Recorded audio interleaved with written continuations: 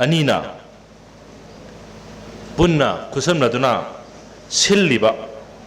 Scientific and the social Outlook ꯑꯣꯟ ꯌꯨꯝꯁꯥꯔꯣꯜ ꯍꯥꯏꯕ ꯊꯧꯔꯝ ꯑꯁꯤꯒꯤ ꯑꯅꯤꯁꯨꯕ ꯈꯟꯅ ꯅꯩꯅꯕ ꯃꯤꯐꯝ ꯑꯁꯤꯒꯤ ꯃꯌꯥꯏꯒꯤ ꯇꯥꯡꯃꯜ ꯂꯦꯡꯁꯤꯟꯕꯤꯗꯨꯅ ꯋꯥꯇꯦꯝꯕꯤꯔꯤꯕ ꯑꯣꯖꯥ ꯑꯍꯥꯟꯕꯗ ꯏꯀꯥꯏ ꯈꯨꯝꯅꯖꯔꯤ ꯃꯊꯪꯗ ꯆꯦ ꯄꯥꯕꯤꯒꯗꯧꯔꯤꯕ ꯑꯣꯖꯥ ꯑꯅꯤ ꯏꯀꯥꯏ ꯈꯨꯝꯅꯖꯔꯤ ꯂꯣꯏꯅꯅ ꯊꯧꯔꯝ ꯑꯁꯤꯗ ꯆꯦ ꯐꯪꯗꯨꯅ ꯑꯩꯈꯣꯏꯒꯤ ꯆꯦꯄꯥꯎ ꯐꯪꯗꯨꯅ ꯂꯥꯛꯄꯤꯔꯤꯕ ꯑꯗꯨꯒ ꯈꯟꯅ ꯅꯩꯅꯕ ꯑꯁꯤꯒꯤ ꯁꯔꯨꯛ ꯌꯥꯅꯕꯒꯤꯗꯃꯛꯇ ꯂꯦꯡꯕꯤꯔꯛꯂꯤꯕ ꯑꯁꯤꯕꯨꯁꯨ ꯑꯩꯅ ꯏꯀꯥꯏ ꯈꯨꯝꯅꯕ ꯎꯠꯆꯔꯤ ꯂꯣꯏꯅꯅ ꯑꯍꯜ ꯏꯕꯨꯡꯉꯣ ꯄꯥꯕꯨꯡ ꯅꯣꯡꯗꯥ ꯂꯦꯡꯈꯣꯝꯕ ꯆꯍꯤ 100 ꯁꯨꯔꯛꯀꯗꯧꯔꯤꯕ ꯑꯍꯟ ꯂꯦꯡꯁꯤꯟꯕꯤꯔꯤꯕꯁꯨ ꯑꯩꯅ ꯏꯀꯥꯏ ꯈꯨꯝꯅꯕ ꯎꯠꯆꯔꯤ ꯃꯊꯪꯗ ꯑꯩꯈꯣꯏꯒꯤ ꯁꯅꯥꯃꯍꯤ ꯇꯦꯝꯄꯜ ꯕꯣꯔꯗꯀꯤ ꯄꯥꯟꯖꯤ ꯁꯪꯂꯥꯛꯄ ꯑꯩꯈꯣꯏꯅ ꯈꯦꯟꯖꯪꯂꯣꯡ ꯁꯪꯂꯥꯛꯄ ꯍꯥꯏꯔꯤꯕ ꯑꯩꯈꯣꯏꯒꯤ ꯑꯣꯖꯥ ꯄ꯭ꯔꯦꯝꯖꯤꯠ ꯑꯃꯗꯤ ꯑꯩꯈꯣꯏꯒꯤ ꯀꯣꯟꯁꯝꯒꯤ ꯑꯣꯖꯥ ꯖꯤꯇꯦꯟ ꯑꯅꯤꯕꯨꯁꯨ ꯏꯀꯥꯏ ꯈꯨꯝꯅꯕ ꯎꯠꯆꯔꯤ ꯑꯩꯅ ꯂꯣꯏꯁꯤꯜꯂꯛꯄꯗ ꯑꯍꯥꯟꯕꯒꯤ ꯍꯧꯕꯒꯤ ꯑꯁꯤꯗ ꯂꯥꯏꯐꯝ ꯑꯁꯤꯗ ꯂꯩꯔꯤꯕ ꯏꯃꯥ ꯂꯩꯃꯔꯦꯜ ꯁꯤꯗꯕꯤ ꯑꯃꯗꯤ ꯂꯥꯏꯅꯤꯡꯊꯧ ꯁꯅꯥꯃꯍꯤꯒꯤ ꯃꯐꯝꯗ ꯀꯣꯛ ꯅꯣꯟꯅ ꯈꯨꯔꯨꯝꯖꯔꯤ ꯂꯣꯏꯅꯅ ꯉꯁꯤꯒꯤ ꯈꯟꯅ ꯅꯩꯅꯕ ꯑꯁꯤꯕꯨ ꯃꯥꯂꯦꯝꯒꯤ ꯁꯤꯟ ꯊꯨꯡꯕ ꯃꯐꯝꯁꯤꯡꯗ ꯈꯪꯍꯟꯅꯅꯕꯒꯤꯗꯃꯛꯇ ꯚꯤꯗꯤꯑꯣ ꯀꯣꯚꯔꯦꯖ ꯇꯧꯕꯤꯔꯤꯕ इलेक्ट्रॉनिक मीडिया प्रिंट मीडिया की इसिलिनाव अदुगा मरु मपिजा पुनपुसु लेप्से रिफुंस दिगे यना इकाई खुद बुसरी आइगी सीएसडी आइना सीएससी इबा होरमदाइदा युमसारोनगे मरी लेनबा लाइरिक्सी 60 होंफुगा माथोय मु पाजे मदुदा अस याम तिन कुक्रे युमसारोन युमसी सागे हारदी सही अनि हुम युम सागदो मीसिना थौरांग तोबम चंग अमत नसदे अइना सही 30 मुक्सिद लोइनरपा अमाइबी सिंगसिना तौबा सिंगसे मसी अमुतंग इरगा पुथोहोबदि चुमी हाइना खनबदगी हाइरिबा वर्कशॉप असे तौरकदोरे हाइबदगी नोंमा लायफबा हाइबा ताइ अखोगी लाइनों सनामही टेम्पल बोर्ड की मेंबर सेक्रेटरी ओबिरिबा होय सिबना एंगोंदा मसी कमाय तौसिगी हाइ कांदा अइना दुम मसीदे एंगोंदा लेरिबा मसाकसे युम साबगी लाइकती लई युम सारोन की लाइकसु लई अदु युम सादिंगदा हौगदबा लाइकसिदा अमा फाबु लैते होइस अदुना मसी आई तंगाइ फदना मयामदा आइना खंगजबा आइना थेंगजरकबसे अमुतंग आई पुथोकचहोगे आइना पुथोकचरिबसिना ख्वाइदगी अरोइबनि हाइबना सदे मसीदा होन अहेनबा यावरसु मयाम लहोपियो अवाटपा यावरसु मया हापसनबियो हाइबसे आई थमजरगा पुनोपय मयामदाइगी सीएसे पाबा हौजरके युम साद्रिंगदे तौदब थौरमसि मसी याम लुई अराइबा थबक नते ताइबंग मियोइ बाइ खोइना लेकुट लेराइदे लेरमबदगी वाखल लौसिंग खरा लाकलबा मतमदा अकोइबदा फंगलिबा उ वा ली सिंमित नुंग लेबाक फकलोंग इना सिंब कयानि युम कै सादुना अयिंग असा नोंजु नुंसा कालेन निंगथम लेसिल नोंफाइ नुंसिना सिंब कयादि खुदोंग थिबा नंगदनबा लेबा हौनरई मियोइ बेखोनि युम अदुगी मखादा लेरगा नुआइना पांजनबा पुंसी नुंसांगनबा पनाउ सिंगाउना ताबगुमना सदा नौदा फंगजबा हि याइगे मपु ओइनबा होनजबा अना याउदबा अवाद अपा लेतबा पुंसी नुंसांगनबा असिना सिंगबनी युम सागदोरबा युम्बुरेम्बी नत्रगा युम्बुरेम्बा अदुगी थौदांग याम चावी मसिदा कैरुंदा हाइजगे कनागुमा सिंगना नुपीगी ममिंगदा उरेब हुनबा यादेना हाइबा यावी मदुदी कछु लेते नुपीगी ममिंगदा उरेब याम हुल्ली आई न लेरिबा युम सिमा आइगी इसे मयुम पांदे माइ ममिंगदा उरेब हुल्ली कछु थोदोकपा अकाय अतोइबा लेते हेन दुम अखोइसे अदुम साखोटपदा दुम मांजिन थालाई अदुना कनागुमा सिंगना नुपीगी ममिंगदा उरेब हुनबा यादे हाइबसे मसी आइगी ओइनादी यायना थमजगे हौरेन कनागुमा सिंगना यादे हाइरसु अदुम हुनबीदबा कछु काइदे युम सागदर मफम अदु हानना खंबा हाइबदी करिसु थोदोकपा अकाय अतोइ लेतबनी खंगलबदी थोइदोकना काइदे हाइदि युमफमजी युम सागदोइसे अखोइना सु मथंग मथंग पाउ लौबदा मसिदि खुदोंग थिबा लेतबा युमनी हानदगी अदुम यामन निंथि लेबा युमनी हाइरदि कछु काइदे अदुम साबा काइदे अदुबु हानना खंद्रिबा मफम ओरबदी खरा कुपना येंबा मथौ ताइ खरा कुपना येंबा मथौ ताइ युम सागदर मफम अदो इकोन हाइबदी पुखरी लमहांग लेपुंग लेसौपुंग उ कासी कारों याव पाम्बी लाइरम तिलम पाथबी पाथबी दे अखोई इसिंग सु काब काब लेगुम मानबा अदुगा सुम लेमाई मानबदि खर कुथबा पाथबी खोंबान युम अमनबा सोरेन फुमफम मंग थौरी यानदुना लेखिद्रबा नोंमै सिंजंगैदि ब्रज ताकिबा मफम लाइसंग उ अखंबा पाम्बी फी अफौबा पाइखिबा हुई सिग्नबा हौदोंग सिग्नबा हुईना तेंथा तेंथा कपलबा सन इरोइना नुंथिल संगलतुना तोइना तोइना तेंथा तेंथा खोंलबा पोलोइबगी मंगी महिहुम तारमलबा इफुट फावबा मफम ओइरबा इसिंग इसेलगी तोरैना यैबा फुबा मफम खोई सारबा काक्सिंग महुम लैबा था सुदना अंगांग लै चखिबा यावरबा उयेल सौबा सुमथांग पाम्बी हौबा कौना हौबा होंगु हौबा सरू सयांग लैबा लंबीना लैरकना वाइबा आइदि यैबा मियेंफम ताबा मैहौ लाहौ नुसित असाबा असिना सिंबा लैबा ओइरबदि मांजौना अखंग अहि तानदुना कोकथोक जामथोकनबा तहौगनी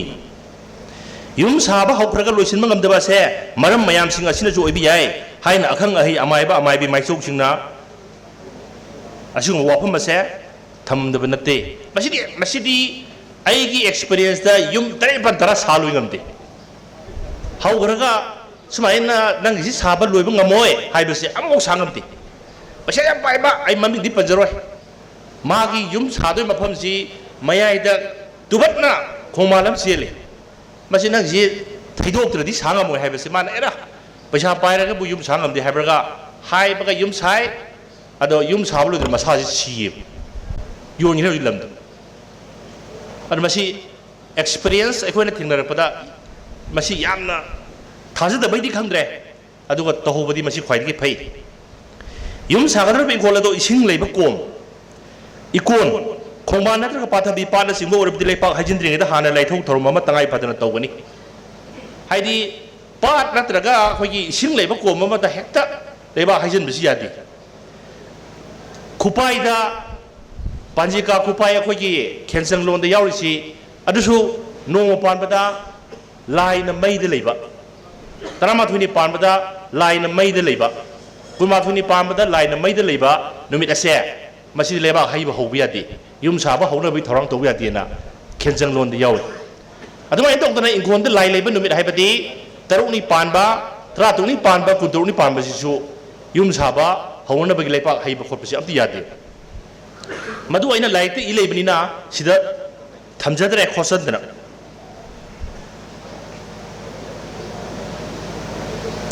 युम सागदर बेंखोलदो सिलेरे तंगाइ फदना तौगनी मसी अमाइब नत्रगा अमाइबि अमना तौबसु याय अदुबु यामना संबा लाइथौ ओइबना युम्बु अदुना तौबसु याय अखोइदि कयुम कांदा लाइथौ तिंथौ तौबदा मी थिनबगी नेंगनबगी तौबसिदा याम तंदना तोकबसु यावे अदु युम्बुना तौबसु याय याम समना तौबदोरिबा थादुगी तनदबा नुमित से हौजि कालेंदा तौगे हायदि युमजे गैसे तौबा यादरे इराय तौबा यादरे तनबनिना अदुबु तंगाइ फदना युमजे गैसे से सई काबा नुमित ओइबना कनागोमना तौनबसु यावे अदुबु याम सेक्शन बदली तनबा नुमिसे अफबा थबु तौबा यादे हायदना पिरमबनिना मसे तौनते अदुना लैसा फबा नुमित नामुंग दबा नुमित युम्बु अदुगी मपोंग नुमित तादबा वाइटेक दबा नुमित असिदा तौगनी हायदि अफबा नुमित खलगा तौगनी हायबनी खुरुमबदा हायगदबा मरुल दियासिनी ए लाइजे इरोलोंदा लैरिबा लेमलेंगा वाइखु थेंगु खजिंग कोंग्रेंग ngaprum tharoi aduga masida tintrok su walhore ina ibida maya habsabu tintrok ising de leire thawai panbu puna mangasi ko numit tagi koro numi humni maga thana bani mangani tare ni asigi manungda nakhoi na leigada mafam mamada satpi khro ai khoi gi su mafam masida lain thau sana mai sana sangai ama sajaduna lain thau gi thogol phangjahoge nakhoi na sakhi bada waru puro to bitana nuai yai pha pibira mu haina thongni jagani asmai tawduna thonglirga adum leipak haibagi thoromsi tawbi ai karigo yum sagadar mafam ado uwa amata hogdaba pumhang hek hangba lamhang oirabadi yum hekta sajanbi yade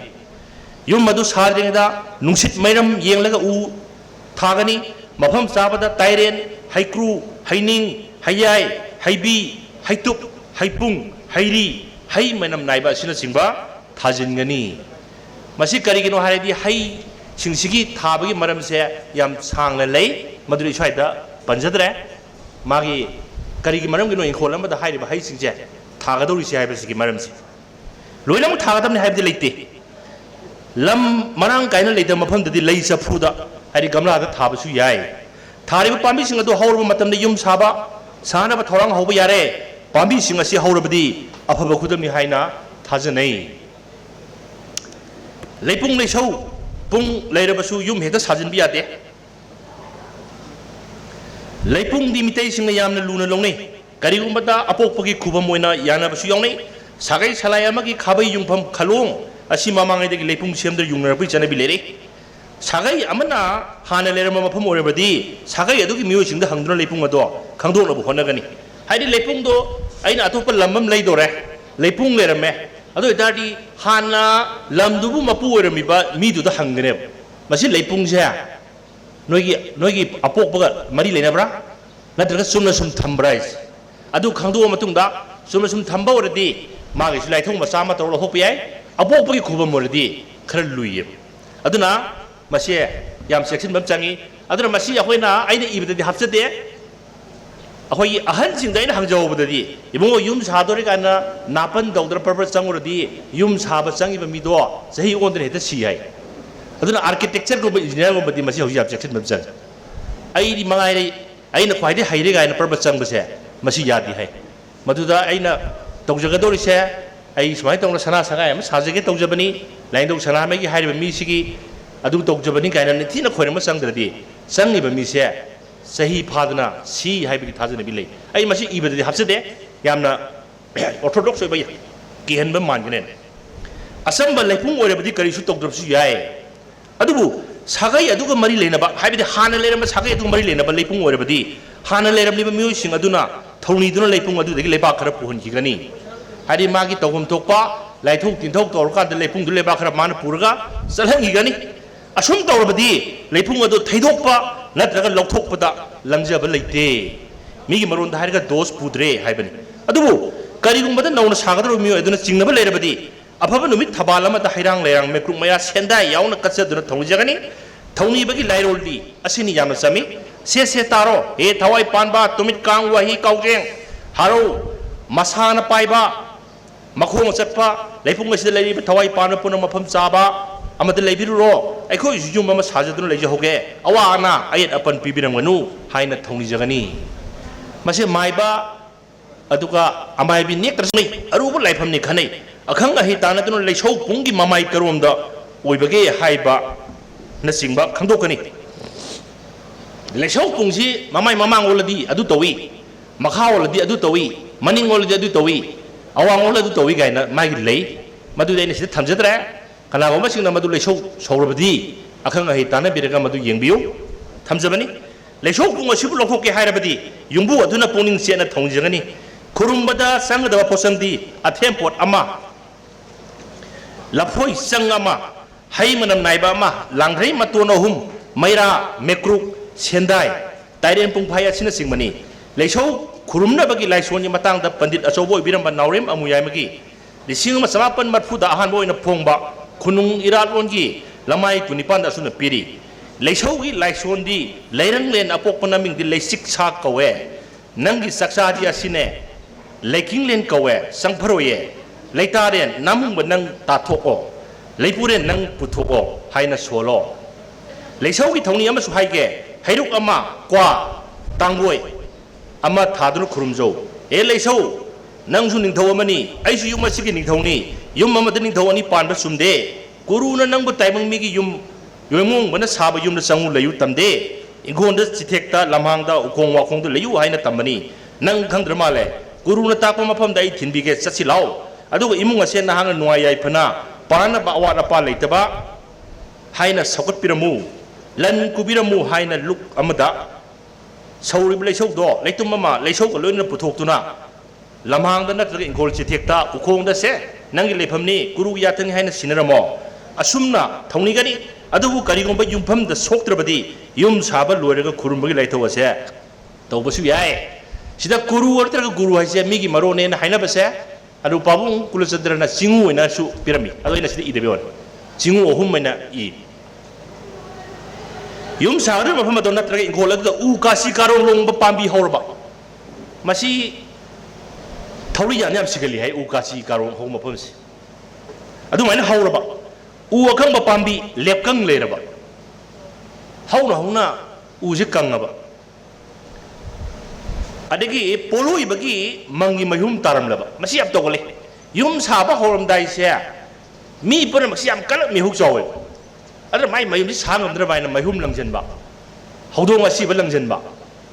lane असिबा लंजनबा yam तोगले Madhu lion माइना सि पंजदबनी अदुगा मसी याम तोगले मी सिंग याम कलक ने माइ मयुम सि याम थुना साबा लोइसनो से सुम चलिबा मी सिंग याम the खंदे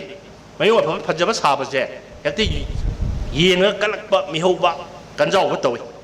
अदु मयुम तारमलबा सरु सयांग लेरमलबा हुई हौदोंग असिबा लेरमलबदी तदबा नुमित लौथोकनी नुमित थबानसि येंगा तदबा नुमित लौथोकनी माजे अफबा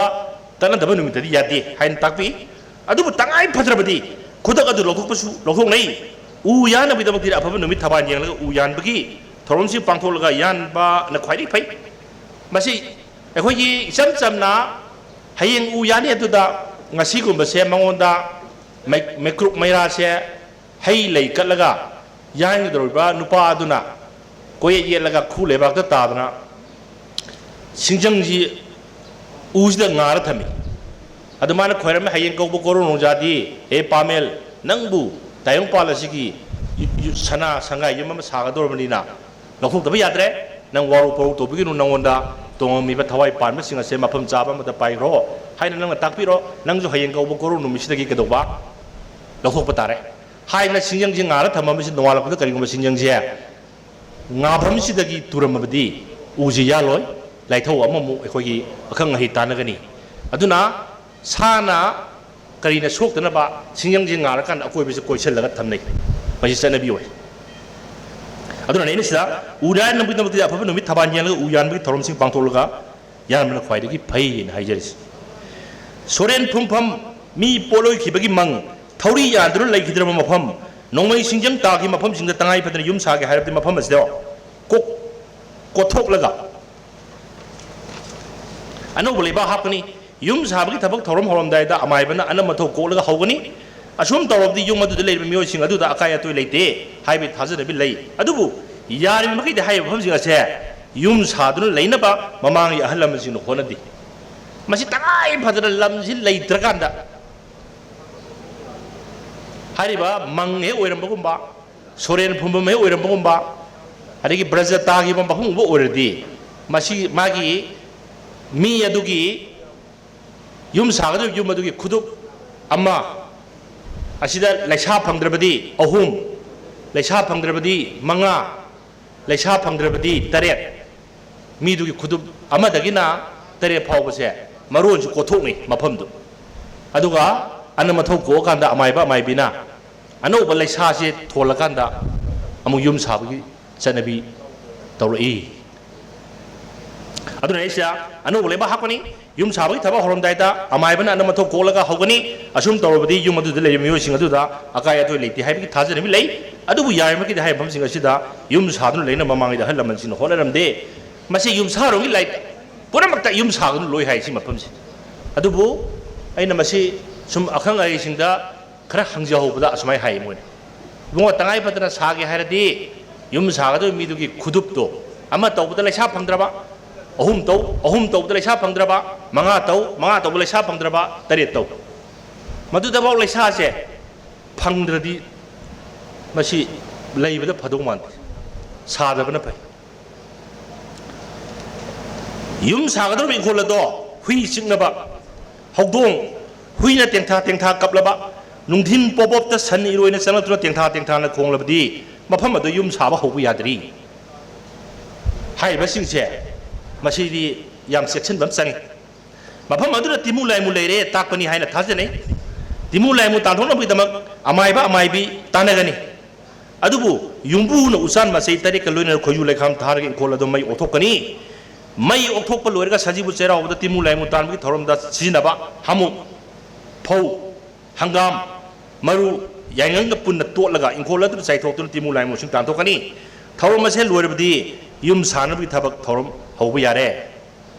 लाइरोंदी लैयैना मदु सिदा हापसदरे लाइरों सुबह है याम तेले लाइसों दी हमारे अमाय बना तिलीरेन खाईरेन लाईरेन इताउरेन ताउरेन हाय बा मंगा से सुम सोलो सोलगा यूंगी मनिंग दगी हाय बा हामुने फौने हंगामरु ने तोल बसे साइरे सुम माइगी माइगे यम द सुम तान ये मनिंग ओम दगी अवांग पांग तांगे से जाए ममांग पान तांगे से सुम ताय ताय सके असमाय ना तवनी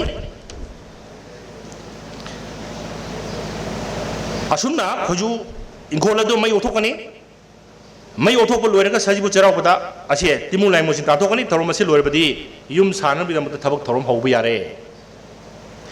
युम सागदर इंकोलदो इफुट फावरदी इफुटदो फुमजिलोय फुमजिनदाते मजी हजि जीपी कॉलेज दा अखोगी ऑडिटोरियम हॉल अम साइ मागी हॉल असुक चावबसे अखोगी कोम सोयम चावबसे इसिंग सो साइ सुंलोय लोयदब इसिंग हजि मयाम नोंग चंबिरप यानी मफमसे सुंलोय लोयदब इसिंग अदुना मागी मसी फररोय हाइदना फुंद्रे होय सुमाइना मागी स्क्वायर से खागने अदुम थमे हजि इसिंग अदुम ले सुकंग गंगदब इसिंग अदुना मसे युमदा इंकोलदा युम सागदब हमदे लेरमदी फुंजलरोय फजना मासे खाजन बिरगा थंबिगनी हाइबि थाजन मिलै अदुमाइना अदुम थमियोजि इसिंगी इसेल तोरै ने यैबा से युम सागदब इंकोलदो इफुट पावरबदी इफुट अदु फुंजिलोय निंथीना खाजिनदो थंगनी इसिंगी इसेलगी तोरै ने यैबा फुबो ओरबदी यैफम थेंफम मदुदा सेगाई मचेत नत्रगा नुंग मपाक मचेत अमद लायक येगलगा थंगनी नत्रगा फुंगनी मसिदी लम मसिदा निंथीना खंग हाइरबा अमायबा मन तौबन ख्वाइदगी फै हाइबा थौरम मसे तौथोखरबदी युम साबगी थबक थौरम सिंगदा अयत अपन लेरोय हाइबगी थाजनबी लै मसे तुरियन अमन बिदत की मपान द लेबे युम सिंगसे सि लोय तौ जगाई मचेत नत्रगा नुंग मचेत मपाक अमदा अखोगी अमायबन लायक अम येएबा नत्रगा चैसिंग मचेत अम थारगा इसिंग येरिबा मपा तोरेन वाइब मपा सेदा से आई युम सादोरे सेदा समान तुरियन से येरदी सेदा होजिकी लायक येकपा गनोसि नपकने अदो मासे थैगिन नत्रदि माना तौद्रदि युम सासो लोय ngमोन सिजम येई लेदो अदो मसिकी सनबिसे होजुबाव अदुम तौरी मसिदी लम मसिदा नितिना खंगलबा हाइरबा अमायबा मन तौबन ख्वाइदि फै हाइबा थौरम मसे तौथोखरबदि युम साबगी थबक थौरम सिंगदा अयत अपन लेरोय हाइबगी थाजनबि लै इंगोल अदुदा कच्चिंग महूम खोई महूम सारमलबदी युम सागदौरे हाने हेक्ता थुगाइबा नत्रगा तांथोकबि यादे मखोइदा युंबु अदुना वखलना आइगी युम सागदौरे नखोजु मफम अमदा लेबिरुरो हाइना खंदुना पाउ ताकनी अदुबु खोई सारबदी हेक्ता थुगाइबा तौनदे इंगोल अदुगी करंबा माइगेदा साबगी येंगलगा अफपता खंगौई अमायबना निंथीना खुरुमदुना युंबुना अफबा नुआइबा पिबिउ हाइना थौनि जगनी हाइदे खोई साबसे युंगी मखादा फामेन सारदी अवाना नंगे अदे सोम नाकंदा संथोंदा सारदी मी सिबा नंगे कौबुर सारगना खांबी मसा खरा लांगे अदे मैरमदे सारसु अवाना खरा ताई सिंगैदा साबदी चाखोटपा नुआइबा लनथुम फंगी गाइना हाइबसिगी मतुंगिना अखोइगी खोई साबगी खोई सारोलदा खोइरमनै तौबदबु खोइसे मफम अमदबु सारदी खो सोइदर खोइरमदबनि खोइरमद्रदी माना सिंगैदा सारे हाइदना अय अफब नुआइबा पिदोरे हाइदना खोइरमौद्रदी मदुदा किसु खोइ सारमदुगी महि फंगदे हाइदना थाजरबि ngasi बावबु लै अदुना खोइ सारोन निथिन खंगबा मना निंथि जिन्ना थौनि जगनी मसिदी अमाइबन नत्रबदी युंबुन तौबदा खर खुदोंग चादब लै अदुना अमाइबा अमाइबि तानर तौबिगनी युम सागे हाइना खलिबे इंगोल अमदा सुमथांग पांबी हौबा कौना पांबी हौबा होंगु पांबी हौरबदी मफम सात्रे हाइन हेक्ता फुटतुना मांगन बतौनदे सुमथांग पांबी से मयाम उनबा यौबिरंगनि अहनसिंग आई पोरक्शन तोरमनि हेक्बा दुखुदोंग चाददना पोरक्तबनि सुमथांग पांबी कौना पांबी होंगु पांबी हौदि मफम असे सात्रे हाइन हेक्ता फुटतुना मांगन बतौनदे हाइरिबा पांबी सिंग असिदि मितेगी इरा थौनिगा मरि यामना लेनै सिंदोंदा सिंथांग येना ngasi फावबा थाजनरिबा सिदा इबुलो पाखंबन फंबाल तोमद सुमथांगी फक्ता फंबाल तोंखि हाइना थाजनै अदु ताइबंग मिउ बे खोइ इरा थौनि थोरम कया दा कौना फक असे तन थानब यादरो पोषक अम ओइरी इंगोल गी सिथेक मरिदा होंगु थारबदी तिमु लाइमु चंगबंगमदे अन महासुदे timu laimugi lairam theidogi haibagi thajanabi ngasi phawba leiri maram asina hairiba pambi singa se tangai phadana yum sabada sokadore haina phutok taba yadrabadi ingol gi mafam chaba amada thabigani asumna tawgrabadi yum kai sanaba thorang hoba yare hana leiramba yum adu amuk nongna sage hairabadi yamna laina aruba oi hana leiba yum se amuk nongna sage haidi yam laibadi manba madu yam luba ama oi aman ba yum adu sidok pa haibasi tangai phade yum adu sidok pada hana leiriba ure adu sokadra soloidra haibasini haidi han leiramba yum aman ba se madugi ure haidi migi maronda jatra se lokthok kadra lokthok idra haibase yam luba wafam ni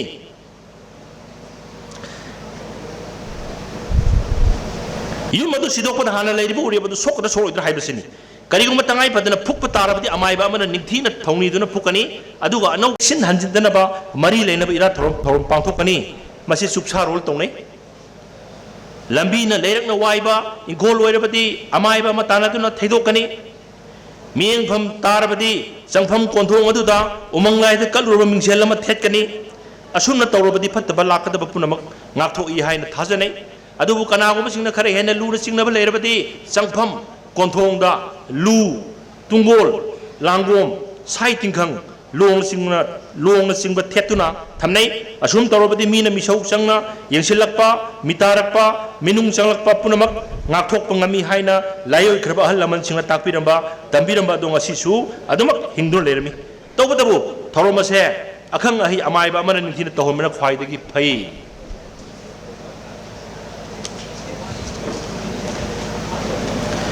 yum sagador bing hola duda mahiu lampok leikhrabadi yum sadringeda maibu ira chaduna thonigani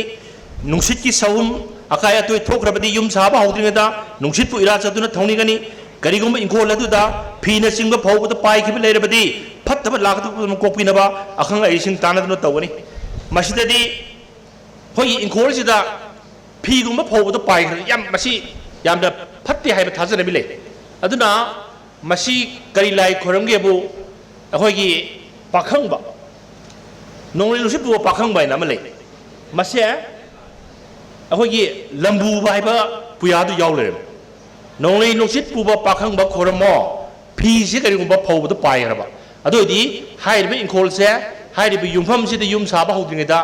लंबूबा हाइरबे पुयास यावलसे नोंगली नुसित पुवा पाखंबसे हाना खुरमबा हवो high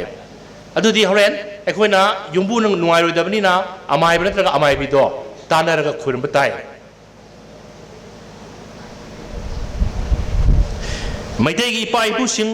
मियेंग सान उबंगमी science हाइबस करिनो खंगद्रबसु scientific knowledge नि thin Laramie मसिननि इंकोल याखोय बे तिंगंग पान पांबी थाबा तहोइदे हाइरमी साब याबा मना मसिंग उहै वाहि ओइरबसु हेक्ता थारमदे इंकोल दहोरि बल्लफु अदो मबुक्ता thorough यालकपा येंदी मपाल साबा वा मपाल साबा असिर सिंबसे अफब खुदम नत्ती हाइना थाजनै मरम असिना लाकदब लांफम अदुदगी थैदोनबा अमाइबना निंथिना थौनिगनी होय वा मपाल साबा येंदी मपाल साबा लफु सि मबुक लोंगा थरो सातपा मसे अफब खुदम नत्ते सेक्शन गनी हाइदना हाइ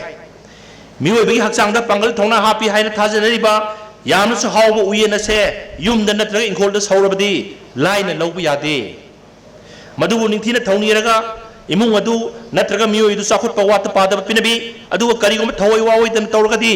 फत्तब लांगफम अयेद अकाय लाई हाइना थाजनै मरम मसिना ममांगि चनरपा उयेन सौबै थौनि थौरम पांथोकनरि थौनि थौरम मसिगी पोचंग अमदि लाइसोलगी मतंगदा मथक्ता पंजक्रिबा नावरेम अमुयायमगी खुनुंग निरालोकी लमाई कुनिपान कुमापनदा सुन इरि कैथेन योनबा सा मतुम अमा लेरो उयेल मखोंग कोन्याई हुल्लो सेंग येरुम हई लई क्वा थाओ लाइसोन ए वान लाप नंगी नंगा नसाना ननाई युमदा अफब कुबीगे हाइदना सौबिररे ननाई न तांजसनु ननाई नंग नसिंजाक पिजरे असी सारग नते फमदा तेरो नहन फमदा हल्लो ननाई बो तिंकोक लाइकोक पिबिरमु अफब नुआइबा लन कुबिरमु हाइना खुरुमजो असुम तौना थौनि जब लोरबदी युम कई सानबी थौरम हौबा यारे अदुबु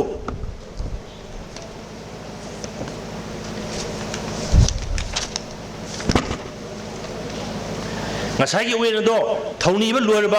ꯂꯣꯏꯔꯕꯗꯤ ꯆꯥꯕ ꯌꯥꯕ ꯎꯌꯦꯟ ꯑꯣꯏꯔꯕꯗꯤ ꯆꯥꯎ ꯑꯗꯨꯒ ꯀꯔꯤꯒꯨꯝꯕ ꯆꯥꯕ ꯌꯥꯗꯕ ꯑꯣꯏꯔꯕꯗꯤ ꯍꯨꯟꯗꯣꯛꯀꯣ ꯍꯥꯏꯅ ꯑꯩꯈꯣꯏꯒꯤ ꯏꯪ 2002ꯒ ꯐꯣꯡꯕ ꯆꯅꯝ ꯍꯦꯃꯆꯟꯗ꯭ꯔꯅ ꯁꯤꯟꯗꯣꯛꯄ ꯊꯧꯅꯤꯔꯣꯜꯒꯤ ꯂꯃꯥꯏ 33ꯗ ꯌꯥꯝꯅ ꯃꯌꯦꯛ ꯁꯦꯡꯅ ꯄꯜꯂꯤ ꯊꯧꯅꯤꯔꯣꯜ ꯀꯧꯕ ꯂꯥꯏꯔꯤꯛꯁꯤꯗ ꯎꯌꯦꯟ ꯁꯧꯔꯤꯕ ꯎꯌꯦꯟꯁꯦ ꯆꯥꯕ ꯌꯥꯕ ꯎꯌꯦꯟ ꯑꯣꯏꯔꯗꯤ ꯑꯗꯨꯝ ꯆꯥꯕ ꯌꯥꯏ ꯌꯥꯗꯕ ꯑꯣꯏꯔꯗꯤ ꯐꯨꯛꯇꯣꯛꯑꯒ ꯍꯨꯟꯗꯣꯛꯈꯣ ꯑꯗꯨꯒ ꯊꯧꯅꯤꯕꯗꯤ ꯁꯣꯏꯗꯅ ꯊꯧꯅꯤꯒꯗꯕꯅꯤ ꯍꯥꯏꯅ ꯄꯤ ꯌꯨꯝ ꯁꯥꯒꯗꯧꯔꯤꯕ ꯏꯪꯈꯣꯜ ꯑꯗꯣ ꯇꯤꯂꯝ ꯂꯥꯏꯔꯝ ꯊꯣꯛꯄ꯭ꯔꯥ ꯍꯥꯏꯕꯁꯤꯗꯤ ꯌꯥꯝꯅ ꯃꯨꯟꯅ ꯌꯦꯡꯍꯧꯒꯅꯤ ꯃꯁꯤꯗꯤ ꯌꯥꯝꯅ ꯂꯨꯏ ꯀꯔꯤꯒꯨꯝꯕ ꯇꯤꯂꯝ ꯂꯥꯏꯔꯝ ꯊꯣꯛꯂꯕꯗꯤ ꯌꯨꯝ ꯁꯥꯗꯨꯅ ꯂꯩꯒꯗꯧꯔꯤꯕ ꯃꯤꯁꯛ ꯑꯗꯣ ꯃꯤꯑꯣꯏ ꯑꯗꯨꯅ ꯐꯅ ꯌꯥꯝꯅ ꯄꯩꯁꯥ ꯄꯥꯏꯔꯕꯁꯨ ꯂꯟ ꯊꯨꯝ ꯌꯥꯝꯅ ꯂꯩꯔꯕꯁꯨ ꯌꯨꯝ ꯑꯗꯨ ꯁꯥꯕ ꯂꯣꯏꯕ ꯉꯝꯗꯦ ꯑꯗꯨ ꯃꯁꯦ ꯂꯥꯏꯔꯤꯛꯇ ꯑꯃꯁꯨꯡ ꯑꯍꯟꯁꯤꯡꯅ ꯍꯥꯏꯕꯤꯔꯝꯕꯗꯤ ꯃꯤꯗꯣ ꯌꯨꯝ ꯁꯥꯔꯛꯄꯗ ꯆꯍꯤ ꯑꯣꯟꯗꯅ ꯑꯗꯨꯝ ꯁꯤ ꯍꯥꯏ ꯑꯩꯅ ꯃꯗꯨ ꯏꯕꯗꯗꯤ ꯍꯥꯞꯆꯠꯇꯕꯅꯤ ꯀꯔꯤꯒꯨꯝꯕ ꯂꯩꯕ ꯌꯥꯅꯕ ꯅꯝꯗꯨꯅ ꯂꯣꯏꯔꯕꯁꯨ ꯌꯨꯝ ꯑꯗꯨ ꯂꯩꯕ ꯅꯨꯄꯤ ꯑꯉꯥꯡ ꯁꯣꯟꯗꯝ ꯅꯥꯗꯝꯃꯤ ꯃꯤꯁꯤ ꯃꯤꯅꯥ ꯊꯣꯛꯏ ꯍꯥꯏꯕꯒꯤ ꯊꯥꯖꯅꯕꯤ ꯂꯩ ꯃꯔꯝ ꯑꯁꯤꯅ ꯇꯤꯂꯝ ꯊꯣꯛꯄ ꯇꯥꯔꯕꯗꯤ ꯇꯤꯂꯝ ꯉꯥꯛꯊꯣꯛꯅꯕ ꯊꯧꯔꯝ ꯇꯧꯒꯅꯤ ꯑꯗꯨꯒ ꯂꯥꯏꯔꯝ ꯊꯣꯛꯂꯒꯅ ꯂꯥꯏꯔꯝ ꯑꯗꯨ ꯊꯩꯗꯣꯛꯅꯕ ꯊꯧꯔꯝ ꯇꯧꯒꯅꯤ ꯍꯥꯏꯔꯤꯕ ꯃꯈꯣꯏꯒꯤ ꯉꯥꯛꯊꯣꯛꯅꯕ ꯊꯧꯔꯝꯁꯤꯡ ꯑꯁꯤ ꯇꯧꯈ꯭ꯔꯕꯗꯤ ꯌꯨꯝ ꯀꯩ ꯁꯥꯗꯨꯅ ꯂꯩꯕꯗ ꯑꯀꯥꯏ ꯑꯇꯣꯏ ꯂꯩꯔꯔꯣꯏ ꯍꯥꯏꯕꯒꯤ ꯊꯥꯖꯅꯕꯤ ꯂꯩ ꯇꯤꯂꯝ ꯍꯥꯏꯁꯤꯗꯤ ꯃꯤꯠꯅ ꯌꯦꯡꯁꯤꯜꯂꯛꯄ ꯃꯁꯤꯗꯤ ꯑꯩꯈꯣꯏ ꯋꯥꯄꯟꯒꯨꯝꯕ ꯊꯥꯅꯩ ꯑꯗꯨꯒ ꯐꯛꯂꯣꯡꯒꯨꯝꯕ ꯈꯥꯔꯒ ꯊꯠꯅꯩ ꯑꯗꯨꯒ ꯂꯥꯏꯔꯝꯗꯤ ꯑꯃꯥꯏꯕ ꯑꯃꯅ ꯅꯤꯡꯊꯤꯖꯅ ꯃꯥꯒꯤ ꯃꯥꯏꯀꯩ ꯄꯤꯗ꯭ꯔꯗꯤ ꯆꯠꯄ ꯌꯥꯗꯦ ꯍꯥꯏꯕꯒꯤ ꯊꯥꯖꯅꯕꯤ ꯂꯩ ꯌꯨꯝ ꯁꯥꯕ ꯍꯧꯅꯅꯕ ꯏꯪꯈꯣꯜ ꯑꯗꯣ ꯂꯩꯄꯥꯛ ꯍꯩꯌꯦ ꯈꯜꯂꯕꯗꯤ ꯑꯐꯕ ꯅꯨꯃꯤꯠ ꯌꯦꯡꯒꯅꯤ ꯌꯨꯝꯕꯨ ꯑꯣꯏꯒꯗꯧꯔꯤꯕ ꯃꯤꯑꯣꯏ ꯑꯗꯨꯒꯤ ꯃꯄꯣꯛ ꯅꯨꯃꯤꯠ ꯅꯠꯇꯕ ꯊꯕꯛ ꯍꯧꯒꯗꯧꯔꯤꯕ ꯊꯥ ꯑꯗꯨꯒꯤ ꯇꯅꯕ ꯅꯨꯃꯤꯠ ꯅꯠꯇꯕ ꯅꯨꯃꯤꯠ ꯊꯕꯥꯟ ꯑꯐꯕ ꯅꯨꯃꯤꯠꯇꯒꯤ ꯂꯩꯄꯥꯛ ꯍꯩꯕ ꯍꯧꯕꯅ ꯈ꯭ꯋꯥꯏꯗꯒꯤ ꯐꯩ ꯏꯪꯈꯣꯜꯒꯤ ꯀꯧꯕ꯭ꯔꯨ ꯂꯥꯏꯖꯤ ꯅꯣꯡꯆꯨꯞ ꯁꯟꯊꯣꯡ ꯑꯃꯁꯨꯡ ꯃꯈꯥ ꯃꯥꯏꯀꯩꯅ ꯈꯔ ꯋꯥꯡꯂꯞ ꯇꯧꯅ ꯂꯩꯄꯥꯛ ꯍꯩꯕ ꯐꯩ ꯑꯗꯨꯒ ꯑꯃꯅ ꯏꯪꯈꯣꯜꯒꯤ ꯃꯌꯥꯏꯅ ꯇꯣꯡꯂꯞ ꯇꯧꯔꯒ ꯑꯋꯥꯡ ꯅꯣꯡꯆꯨꯞ ꯃꯈꯥ ꯑꯃꯗꯤ ꯅꯣꯡꯄꯣꯛꯅ ꯈꯔ ꯀꯨꯂꯞ ꯂꯩꯄꯥꯛ ꯍꯩꯔꯕꯁꯨ ꯐꯩ ꯍꯥꯏꯔꯤꯕ ꯏꯪꯈꯣꯜꯒꯤ ꯁꯑꯣꯡ ꯑꯁꯤꯗ ꯌꯨꯝ ꯀꯩ ꯁꯥꯗꯨꯅ ꯂꯩꯔꯕꯗꯤ ꯄꯨꯟꯁꯤ ꯅꯨꯡꯁꯥꯡꯕ ꯋꯥꯠꯇ ꯄꯥꯗꯕ ꯆꯥꯗꯥ ꯅꯧꯗꯥ ꯐꯪꯖꯕ ꯑꯅꯥ ꯑꯌꯦꯛ ꯌꯥꯎꯗꯅ ꯂꯩꯕ ꯐꯪꯖꯩ ꯍꯥꯏꯅ ꯂꯧꯅꯩ ꯌꯨꯝ ꯁꯥꯒꯗꯧꯔꯤꯕ ꯏꯪꯈꯣꯜ ꯑꯗꯣ ꯐꯩ ꯅꯠꯇ꯭ꯔꯒ ꯐꯠꯇꯦ ꯍꯥꯏꯅ ꯈꯪꯂꯕ ꯌꯨꯝꯕꯨ ꯑꯣꯏꯒꯗꯧꯔꯤꯕ ꯃꯤꯑꯣꯏ ꯑꯗꯨꯒꯤ ꯈꯨꯗꯨꯞ ꯑꯃ ꯁꯥꯡꯕ ꯈꯨꯗꯨꯞ ꯑꯃ ꯄꯥꯛꯄ ꯈꯨꯗꯨꯞ ꯑꯃ ꯂꯨꯕ ꯀꯣꯝ ꯑꯃ ꯇꯧꯊꯣꯛꯀꯅꯤ ꯃꯗꯨꯗꯒꯤ ꯐꯪꯂꯛꯂꯤꯕ ꯂꯩꯄꯥꯛ ꯑꯗꯨꯅ ꯀꯣꯝ ꯑꯗꯣ ꯑꯃꯨꯛ ꯐꯨꯟꯖꯤꯟꯕꯗ ꯂꯦꯝꯂꯕꯗꯤ ꯌꯥꯝꯅ ꯐꯩ ꯂꯩꯇꯦꯝ ꯃꯥꯟꯅꯅ ꯂꯩꯔꯕꯗꯤ ꯃꯌꯥꯏ ꯑꯣꯏꯅ ꯐꯩ ꯀꯨꯠꯂꯕꯗꯤ ꯌꯨꯝ ꯁꯥꯗꯨꯅ ꯂꯩꯕꯗ ꯄꯥꯡꯗꯕ ꯃꯐꯝ ꯑꯣꯏ ꯑꯗꯨ ꯃꯁꯤ ꯑꯃꯁꯨ ꯂꯩ ꯑꯩꯒꯤ ꯀꯣꯝ ꯑꯃ ꯑꯩ ꯈꯨꯗꯨꯞ ꯑꯃ ꯁꯥꯡꯕ ꯁꯤ ꯄꯥꯛꯄ ꯂꯨꯕ ꯑꯗꯨꯒ ꯃꯥꯒꯤ ꯑꯀꯣꯏꯕꯁꯤ ꯇꯧꯊꯣꯛꯑꯒ ꯏꯁꯤꯡ ꯍꯩꯖꯤꯜꯂꯒꯁꯨ ꯌꯦꯡꯅꯩ ꯏꯁꯤꯡꯁꯦ ꯊꯟꯅ ꯍꯩꯖꯤꯜꯂꯒ ꯌꯥꯝ ꯊꯨꯅ ꯃꯌꯦꯡꯁꯤ ꯌꯥꯝ ꯊꯨꯅ ꯇꯥꯈ꯭ꯔꯗꯤ ꯌꯨꯝꯐꯝꯗꯨ ꯂꯩꯕꯗ ꯐꯠꯇꯦ ꯃꯌꯥꯏꯗ ꯂꯩꯔꯗꯤ ꯃꯌꯥꯏ ꯑꯣꯏꯔ ꯐꯩ ꯌꯥꯝ ꯇꯥꯗꯕ ꯑꯣꯏꯔꯗꯤ ꯌꯥꯝ ꯐꯩ ꯍꯥꯏ ꯑꯗꯩ ꯑꯇꯣꯞꯄ ꯑꯃꯅ ꯍꯥꯏꯔꯤꯕ ꯀꯣꯝꯁꯤ ꯈꯨꯗꯨꯞ ꯑꯃ ꯂꯨꯕ ꯈꯨꯗꯨꯞ ꯑꯃ ꯄꯥꯛꯄ ꯈꯨꯗꯨꯞ ꯑꯃ ꯁꯥꯡꯕꯁꯦ ꯃꯁꯤꯁꯤꯗ ꯏꯁꯤꯡꯁꯤ ꯊꯟꯅ ꯍꯩꯔꯒ ꯑꯩꯅ ꯍꯟꯅ ꯌꯦꯡꯉꯝꯗꯅ ꯈꯣꯡꯀꯥꯞ ꯆꯥꯝꯃ ꯆꯠꯂꯨꯔꯒ ꯈꯣꯡꯀꯥꯞ ꯆꯥꯝꯃꯁꯤ ꯍꯜꯂꯛꯑꯀꯥꯟꯗ ꯉꯁꯥꯏꯒꯤ ꯏꯁꯤꯡꯁꯦ ꯃꯌꯦꯡ ꯈꯪꯇꯥ ꯇꯥꯔꯝꯃꯁꯨ ꯂꯩꯕ ꯐꯠꯇꯦ ꯃꯌꯥꯏ ꯑꯣꯏꯅ ꯇꯥꯔꯝꯃꯒꯅ ꯃꯌꯥꯏ ꯑꯣꯏꯅ ꯐꯩ ꯌꯥꯝ ꯇꯥꯔꯝꯗ꯭ꯔꯗꯤ ꯌꯥꯝꯅ ꯐꯩ ꯍꯥꯏꯕꯒꯤ ꯊꯥꯖꯅꯕꯤ ꯂꯩ ꯌꯨꯝ ꯁꯥꯒꯗꯧꯔꯤꯕ ꯃꯐꯝ ꯑꯗꯣ ꯌꯨꯝꯕꯨ ꯑꯣꯏꯒꯗꯧꯔꯤꯕ ꯑꯗꯨꯒ ꯄꯛꯅꯕ ꯆꯥꯅꯕ ꯌꯦꯡꯅꯕ ꯄꯥꯝꯕꯩ ꯈꯔꯁꯨ ꯃꯃꯥꯡꯉꯩꯗꯤ ꯆꯠꯅꯔꯦ ꯃꯁꯤ ꯑꯩꯈꯣꯏꯒꯤ ꯈꯦꯟꯆꯪꯂꯣꯟ ꯍꯣꯠꯄ ꯀꯥꯡꯕꯨꯅ ꯌꯥꯝ ꯂꯩꯈ꯭ꯔꯦꯀꯣ ꯌꯨꯝ ꯃꯔꯥꯛ ꯃꯌꯨꯡ ꯄꯨꯔꯤꯅꯔꯒ ꯅꯤꯄꯥꯜ ꯇꯤꯟꯁꯤꯜꯂꯒ 9 ꯌꯦꯟꯕ ꯃꯌꯥꯛ ꯃꯌꯨꯡꯁꯤ ꯇꯤꯟꯁꯤꯟꯅꯔꯒ 9 ꯇꯤꯟꯁꯤꯟꯅꯔꯒ 5 ꯌꯦꯟꯕ ꯀꯥꯏꯗ ꯌꯥꯝ ꯐꯣꯔꯃꯨꯂꯥ ꯌꯥꯝ ꯂꯩ ꯃꯗꯨꯗꯤ ꯍꯣꯔꯦꯟ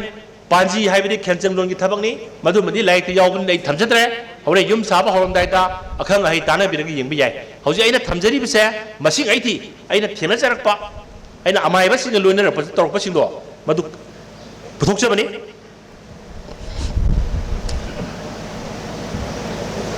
ꯌꯨꯝ ꯁꯥꯒꯗꯧꯔꯤꯕ ꯃꯐꯝ ꯑꯗꯨꯕꯨ ꯑꯗꯨꯒ ꯌꯨꯝꯕꯨ ꯑꯣꯏꯒꯗꯧꯔꯤꯕ ꯑꯗꯨꯒ ꯄꯛꯅꯕ ꯆꯥꯅꯕ ꯌꯦꯡꯅꯕ ꯄꯥꯝꯕꯩ ꯈꯔꯁꯨ ꯃꯃꯥꯡꯉꯩꯗꯤ ꯆꯠꯅꯔꯛꯏ ꯃꯗꯨꯗꯤ ꯌꯨꯝꯕꯨ ꯑꯣꯏꯒꯗꯧꯔꯤꯕ ꯃꯤꯁꯛ ꯑꯗꯨꯅ ꯑꯆꯤꯛꯄ ꯑꯍꯤꯡ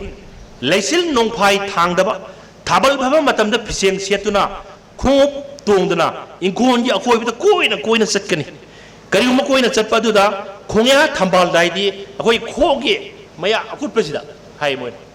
ꯈꯣꯡꯌꯥ ꯊꯝꯕꯥꯜꯗ ꯑꯏꯪꯕ ꯃꯐꯝ ꯊꯦꯡꯅꯔꯕꯗꯤ ꯌꯥꯝꯅ ꯐꯕ ꯃꯐꯝ ꯑꯣꯏ ꯍꯥꯏꯅ ꯊꯥꯖꯅꯩ ꯑꯍꯤꯡ ꯅꯣꯡꯌꯥꯏꯗ ꯅꯠꯇ꯭ꯔꯒꯅ ꯅꯣꯡꯌꯥꯏ ꯌꯧꯗ꯭ꯔꯤꯉꯩꯗ ꯃꯁꯤ ꯊꯥꯏꯅ ꯇꯧꯅꯔꯝꯃꯤ ꯑꯗꯨꯒ ꯀꯔꯤꯒꯨꯝꯕ ꯈꯣꯡꯌꯥ ꯊꯝꯕꯥꯜ ꯑꯗꯨꯗ ꯑꯏꯪꯕ ꯊꯦꯡꯅꯔꯛꯇ꯭ꯔꯕꯗꯤ ꯃꯐꯝ ꯑꯗꯣ ꯂꯩꯕꯗꯅꯦ ꯀꯌా ꯄꯥꯡꯗꯦ ꯌꯨꯝꯕꯨ ꯑꯗꯨꯅ ꯂꯩꯕꯗ ꯌꯨꯝꯐꯝ ꯑꯗꯣ ꯆꯥꯟꯅꯗꯦꯅ ꯊꯥꯖꯅꯩ ꯑꯇꯣꯞꯄ ꯌꯨꯝꯐꯝ ꯈꯟꯕꯩ ꯊꯧꯑꯣꯡ ꯑꯃꯅ ꯌꯨꯝꯕꯨ ꯑꯗꯨꯒꯤ ꯂꯝ ꯑꯃ ꯁꯥꯡꯕ ꯌꯦꯟꯙꯧ ꯑꯃ सुमायना युम्बू अदुई लम अमा सांगबा येंदो अमा कई अमाइबना पायरगा इंखोल अदुदा लैवा अमगा सोंदुना कोइना चत्तुना अमुक लंगी येंदौसे अमुक तेली अमुक लंगी येंदौसे माइ खुदुदुगी अमुक लमदुगी अमुक सांग असुमायना कोइना येंदना हंजिन हंजिन तरो मतुंगदा माइबा अदुना युम्फम अदो इंखोल अदुगी कया यातुना युमसारोनि कांगलोंगा चानना बहोनै मसिदी करी लैवानो से अहनसी अइना अमुक लैवासे लौबा चत्पा मतंददी सीलेरमे मसी याम आइसु याम नुवायहौद्रे मासी अहानबा चत्पदा ममित उरमदे अदेना बाबू अदुरी नोंमाय अमुक लाक्सगे हाय कांदा मान एबु नोंग लावै अइना हायरगा नंग इयोन हायर कांसिदा अकोनबा चत्पददी सीलेरमे अदुगा मागी परफॉर्म तौबसे उहोबे येंदौ युम्बुसी लमम सांगमा कय अदु माना सदा सुम लंगे अमुक लंगे मार येंदौसी पायरगा लमसी येंगे लमसी अमुक यौदी अंगपदि गोमसे थाजरोय मे मसी हौसी खंगबा हाइबा लेरमनि थाजै अदु मागी लाइसोसिमदि अइना मदुमदि कलेक्ट लौसे लौद्रे मसिगी नुवाइतबा अमदि लै अदुबु हौसी अमाइबा मसिगु खंगबा लेरबदि येंबु याय हाइजबनि असुमना लाइटिंग की तौबा थौरम याबा थौरम सिं लोर मतुंगदा सागदौ युम अदुगी परिंग लांसंग तिंगदुना का यानबा थौरम तौगनि हाइ थौरम सि लोय लोरगा दि परिंग लांसंग तिंगदना का यानबा थबकसि हौरगनि तिंजा लैसा येंदुना तनदबा नामुंगदबा सै काबा नुमित लैसा लैतबा नुमित वाइतेक्तबा नुमित युमांग केमांग यावदबा अमदि युम्बुरेंबिगी थागी लै लाक्तबा मतमदा परिंग तिंगबि थौरम से तौगनि अदो मसे लाइतदि याम यावे मयांगनेन सांगबा बकलाक तेनबा परिंग तिंगबा याव यादि गायन तौबा अदु दे सिदा हापसत्रे अदि युम्बुदुना अदि नुमित पोदि हाइरबा मिसि याव यादि अदि तुमल लौरदी हाइ युम सागा तो इब्रदरगा आर्किटेक्चर तुना तुमल लौरबा हाइदि मपुरोइबा लैबा नुपी अमा लौरबा मा अदुना संग यादि अदि येक लौरबा मफम तुना संग यादि मदु दैसिदा हापसत्रे मरम आर्किटेक्चर मयाम सावगदरनाबा अदुगा अफबा युम अमा सागे हाइरदि याम हाइ मोइना सिदी लाइकतेनि अदु बाइदि खोसन जत्रे आर्किटेक्चर ना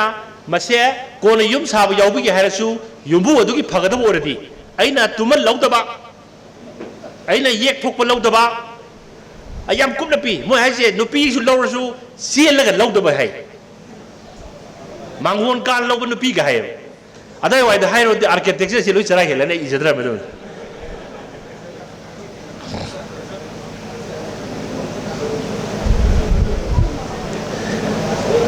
अदुमाइ तौदना परिंग तिंगबसिदि ngसागी मोइना यामपी हाइरिबसिदा इसिदा थमजद्रे लाइट याव माक्तने परिंग तिंगबा हौद्रिदा अमाइबना अनम थोक कोकनी आई मसी अमाइबा पोरागा तौजा खलमनि सेदा दुबु मतमसे खुयोंग ने तौजदरबने अनम थोक कोप अदुदा युंगी मियोय पुनमक यावगनी अनम थोक कोपसे मची याम लुई मदुर लुई थौनि हौदोनी करिंगमा मी पुनमक यावबा खुदोंग चाद्रबदि युम्बुरेंबा अमदि युम्बुरेंबि अनि तंगाइ फदन यावगनी युम साबदा यावदरबा मियोय सिंग अमदि मखोइना सिनगदरबा खुसु खुलाइसिंग हाइदि अखोइदा करि हाइतारे लेबाक तौनबा अदगी उसु अदगी यैननबा युंगनबा लो यावगनी होजिगी अनमथो कोफमसिदा थमदोइनी लाई ला मनाक्सिदा अनमथो कोफम ला मनाक्सिदा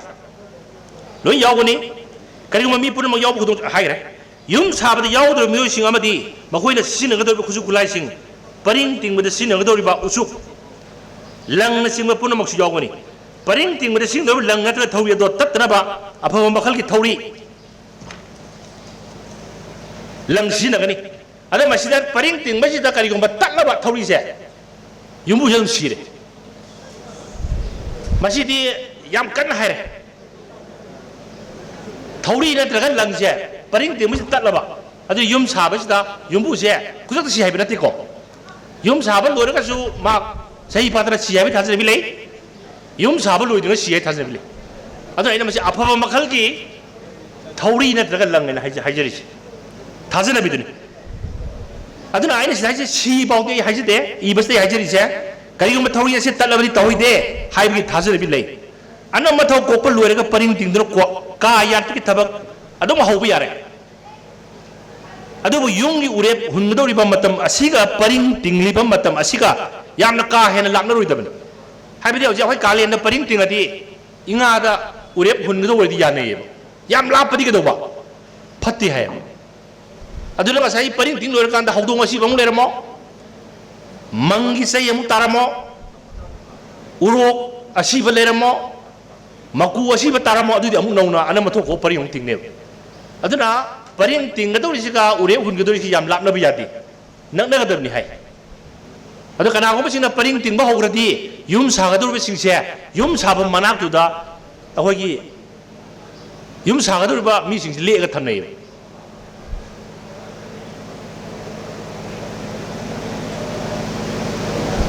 करिगुम यामना का हेन लाबरबदि अबु हन अन मथु कोकनबगी थोरमसे तंगाय फदना तौदबा यादबा ओइरबसु ओइरकपसु याय लम चांग लेब मफबदा युम अमा लेरबदि ममांग संगोय मखा संगोय अवांग संगोय अमांग संग फगोय संग अमसिंग इकोन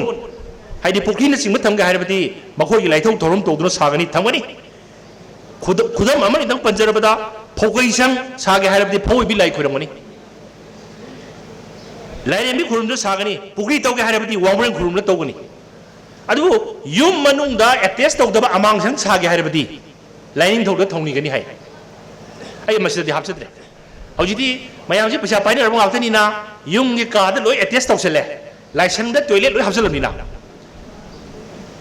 आई मदुदि हापसद्रे अदुबु असेंबा युमगी एखोइना हौरेन पाबुना पारकम मतमदा लाइफम मंगा थोंजिनदि याव लाइ थोंगारेन यावरगा असेंबदि अखोइ युमसि लाइसंनेबा अदु मनुंगदा युम अमांग असोगी अटैच तौसनबसे तौबसि आइगी ओनदि जाजनिंदे तौगे हारसि युमगी युमबी अरोइबदो अदु वांगबदो थंबिदि याय आइदा नत्रगा इंखोलगी मोइना मफम अनि पी थांजिंग माइकेरोबदा साबामा अदुगा चाखुंग अवांगदा लाथो साबामा अनि सि साबि याय नुसित मेरमगी मतुंगिना अदिगे अमना अखोइ चाखुंग असै मैरमदा लैगनि हाइसे अखोइगी नुसितकी मैरम नत्रगा चनबगी मतुंगिना मैरमदा मै हौरबा इमुंगजित मैसा लांग अदु युम अमा खना हन्येदि अखोइना ने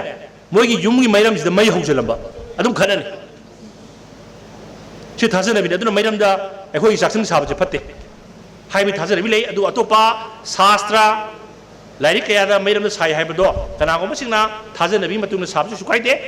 ꯑꯗꯨꯒ ꯃꯩꯇꯩ ꯌꯨꯝꯁꯥꯔꯣꯜꯒꯤ ꯃꯇꯨꯡ ꯏꯟꯅꯗꯤ ꯌꯥꯗꯦ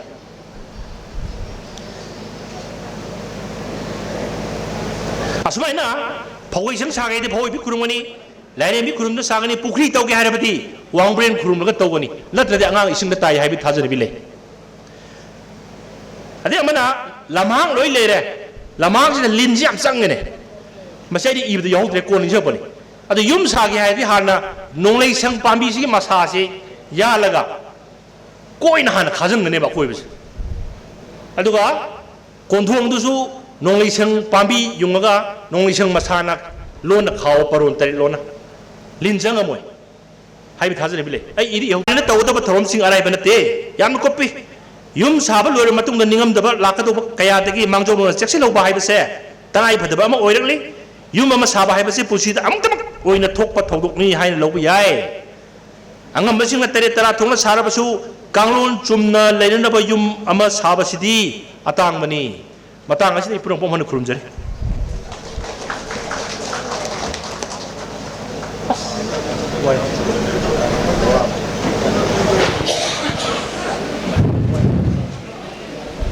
वाइकोम रमेश सिंहना वाइकोम रमेश ना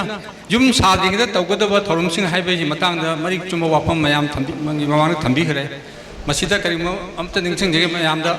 करिगुंबा वाफम करिम थंबीनिंग तारगदी इरगा अखोइगी अखोइगी ड्रॉप बॉक्स सिदा थंबीरगा अखोइने होरेन खनबा मतमदा यावनबा मदुमतंग मयाम वफम निंगसिंग जेगे मतमना तेन मरिना हुजिक मरक सिदा तुम खनबगी मतम जे कोइ लौजद्रे अदुना सी निंगसिंग जेरगा मथंगी प्रोग्राम हम लौथजगे अनीसुब टेक्निकल सेशन असिदा अखोइगी इकाय खनजरिबा सिरी ताय Kaisam Ibomcha Mangang senior board member लाइनहु सनामही टेंपल बोर्ड की मेंबर असिना मिते युमसारोल हैबसी मतंगदा अखोइगी वाफम अकुप वाफम थंबीगनी है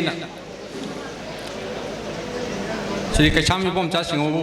ꯅꯤꯡꯁꯤꯡ ꯅꯤꯡꯁꯤꯡ ꯑꯩꯅ ꯐꯥꯎ ꯊꯦꯡꯅꯖꯔꯛꯄꯗꯨꯅꯤ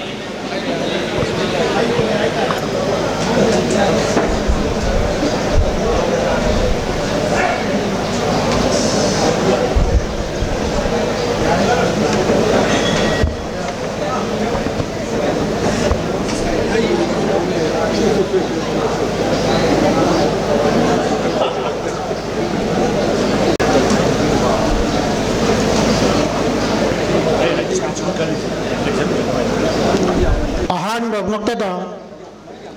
ꯏꯃꯥ ꯂꯩꯕꯅ ꯁꯤꯗꯕꯤ ꯑꯃꯗꯤ ꯃꯆꯥ ꯏꯕꯨꯡꯉꯣ ꯂꯥꯏꯅꯤꯡꯊꯧ ꯁꯅꯥꯃꯍꯤꯕꯨ ꯆꯦꯠꯅ ꯊꯃꯣꯏꯅꯨꯡꯗ ꯀꯣꯟꯖꯔꯤ ꯉꯁꯤ ꯌꯥꯏꯐꯔꯕ ꯅꯨꯃꯤꯠ ꯑꯁꯤꯗ Indian Institute of Engineers Manipur State Branch का लाइंथौ सनामही टेम्पल बोर्ड का अनीना तानदुना अमदी नैनदुना हौजिक लेरिबा लमदम सिदा मचिन मनाव खन्नबा इमुंग खन्न सैनबा युमसारोंगी मतांगदा अयेत मयाम लाइबसी करमना कोकदगे हाइबा असी यामना अतियम मतमदा सेमिनार अमा पांथोकनबगी खन्नरकपदु ngasiगी nunthigi session asida ani suba oina pathokjagi aham amatada ngasigi phampakta limchin biriba moderator amadi che pabiri smusu ikai khunabo chari loinana Institute of Engineer gi engineer mayam architect kangbu amadi maiba maibi amadi thauram kayada thawayawba लोनना Manipur culture university की महिरों से अतोपक महिरों के लापीरिबा पुरुमकी मफमदा थमोई सेंगना नुंसीना इकाई खुनबसु उच्चरी हौजिक महाकी ममांगदा इकाई खुनजरीबा वजारो मेस्टना ꯌꯨꯝꯁꯤ ꯁꯥꯕ ꯌꯥꯕ꯭ꯔꯥ ꯌꯥꯗꯕ꯭ꯔꯥ ꯑꯩꯒꯤ ꯍꯤꯡꯒꯣꯜ ꯑꯁꯤꯕꯨ ꯌꯨꯝ ꯁꯥꯕꯁꯤꯕꯨ ꯀꯔꯝ ꯇꯧꯒꯗꯒꯦ ꯍꯥꯏꯕꯒꯤ ꯃꯇꯥꯡ ꯑꯗꯨꯗꯤ ꯑꯣꯖꯥ ꯔꯣꯃꯦꯁꯅ ꯃꯌꯥꯝꯒꯤ ꯃꯐꯝꯗ ꯊꯝꯈ꯭ꯔꯦ ꯍꯧꯖꯤꯛ ꯌꯨꯝ ꯍꯤꯡꯒꯣꯜ ꯑꯁꯤ ꯂꯥꯏ ꯇꯤꯟꯒꯤ ꯊꯕꯛ ꯂꯣꯏꯗꯅ ꯌꯨꯝ ꯁꯥꯔꯛꯄꯒꯤ ꯃꯇꯥꯡ ꯑꯗꯨ ꯂꯥꯛꯑꯦ ꯍꯥꯏꯅ ꯑꯩ ꯂꯧꯖꯔꯒꯦ ꯑꯗꯨꯅ ꯌꯨꯝ ꯁꯥꯅꯕꯁꯤꯒꯤ ꯃꯇꯥꯡꯗ ꯍꯧꯖꯒꯦ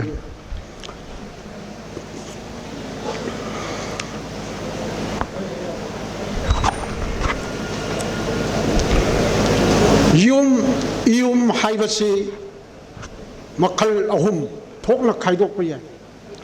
ꯃꯥꯂꯦꯝ ꯇꯥꯏꯕꯪꯄꯥꯟꯗ ꯑꯁꯤꯗ ꯂꯩꯔꯤꯕ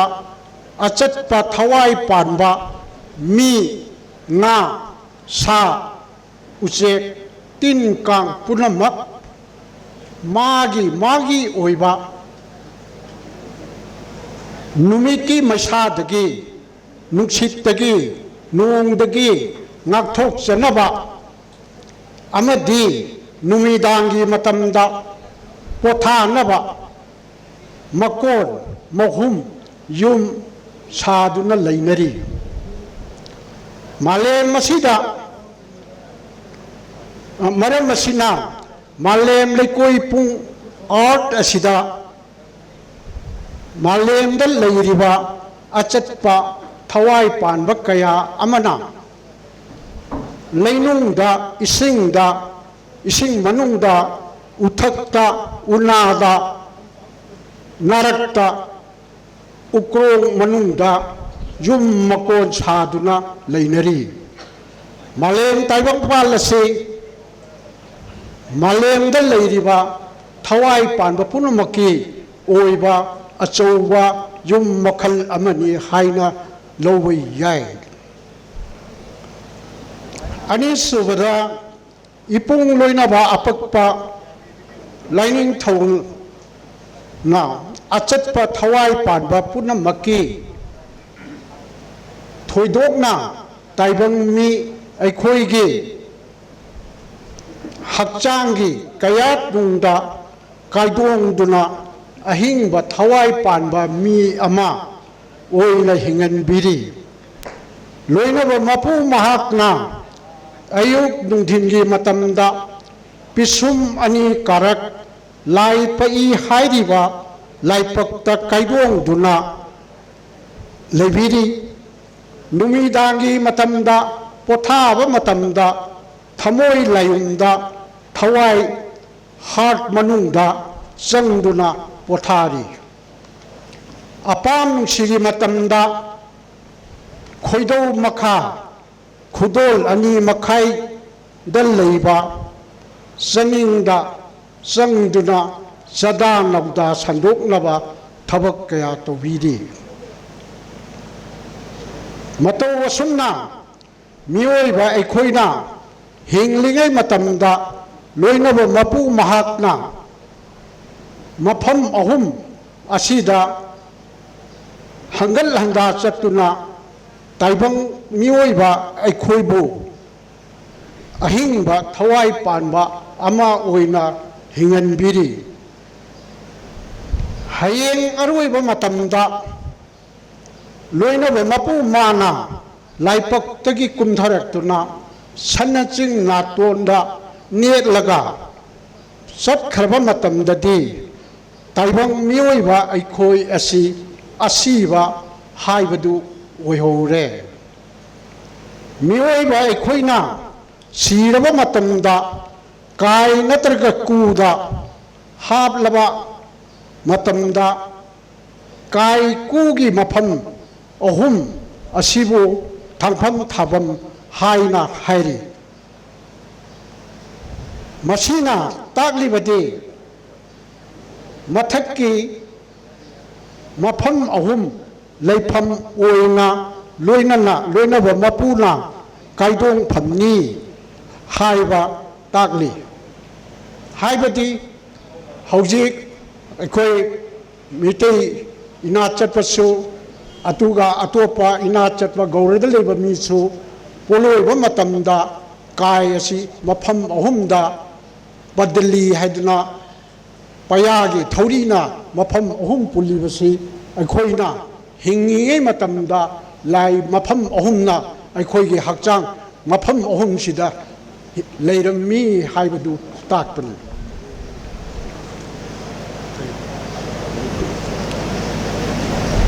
ꯂꯣꯏꯅꯅ ꯃꯤꯑꯣꯏꯕꯒꯤ ꯍꯛꯆꯥꯡ ꯊꯣꯡ ꯃꯥꯄꯜ ꯍꯥꯏꯕꯗꯤ ꯅꯥꯀꯣꯡ ꯑꯅꯤ ꯃꯤꯠ ꯑꯅꯤ ꯅꯥꯇꯣꯟ ꯃꯈꯨꯜ ꯑꯅꯤ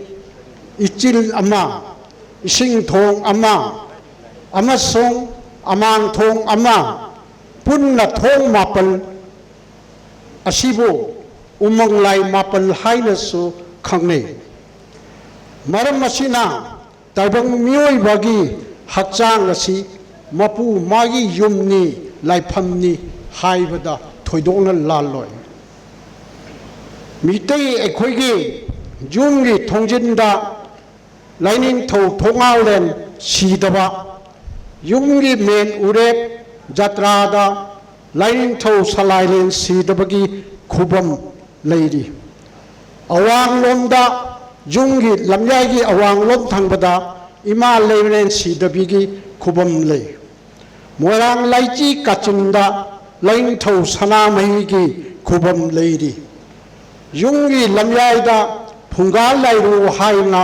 ꯏꯃꯣꯏꯅꯨ ꯏꯃꯥꯒꯤ ꯈꯨꯕꯝ ꯊꯝꯂꯤ ꯑꯁꯨꯝ ꯇꯧꯅ ꯃꯤꯇꯩꯒꯤ ꯏꯃꯨꯡ ꯑꯃꯗ ꯂꯥꯏꯒꯤ ꯈꯨꯕꯝ 5 ꯑꯁꯤ ꯂꯩꯔꯤ ꯈꯨꯕꯝ ꯂꯥꯏꯐꯝ 5 ꯑꯁꯤꯕꯨ ꯑꯌꯨꯛ ꯅꯨꯃꯤꯗꯥꯡꯗ ꯃꯩꯔꯤ ꯃꯩꯔꯥ ꯀꯠꯇꯨꯅ ꯊꯧꯅꯤꯔꯤ ꯌꯨꯝ ꯑꯃꯗ ꯎꯔꯦꯞ ꯎꯌꯨꯡ ꯑꯃꯠꯇ ꯂꯩꯕꯅ ꯁꯂꯥꯏꯂꯦꯟꯒꯤ ꯈꯨꯕꯝ 2 ꯁꯨꯅ ꯊꯝꯐꯗꯦ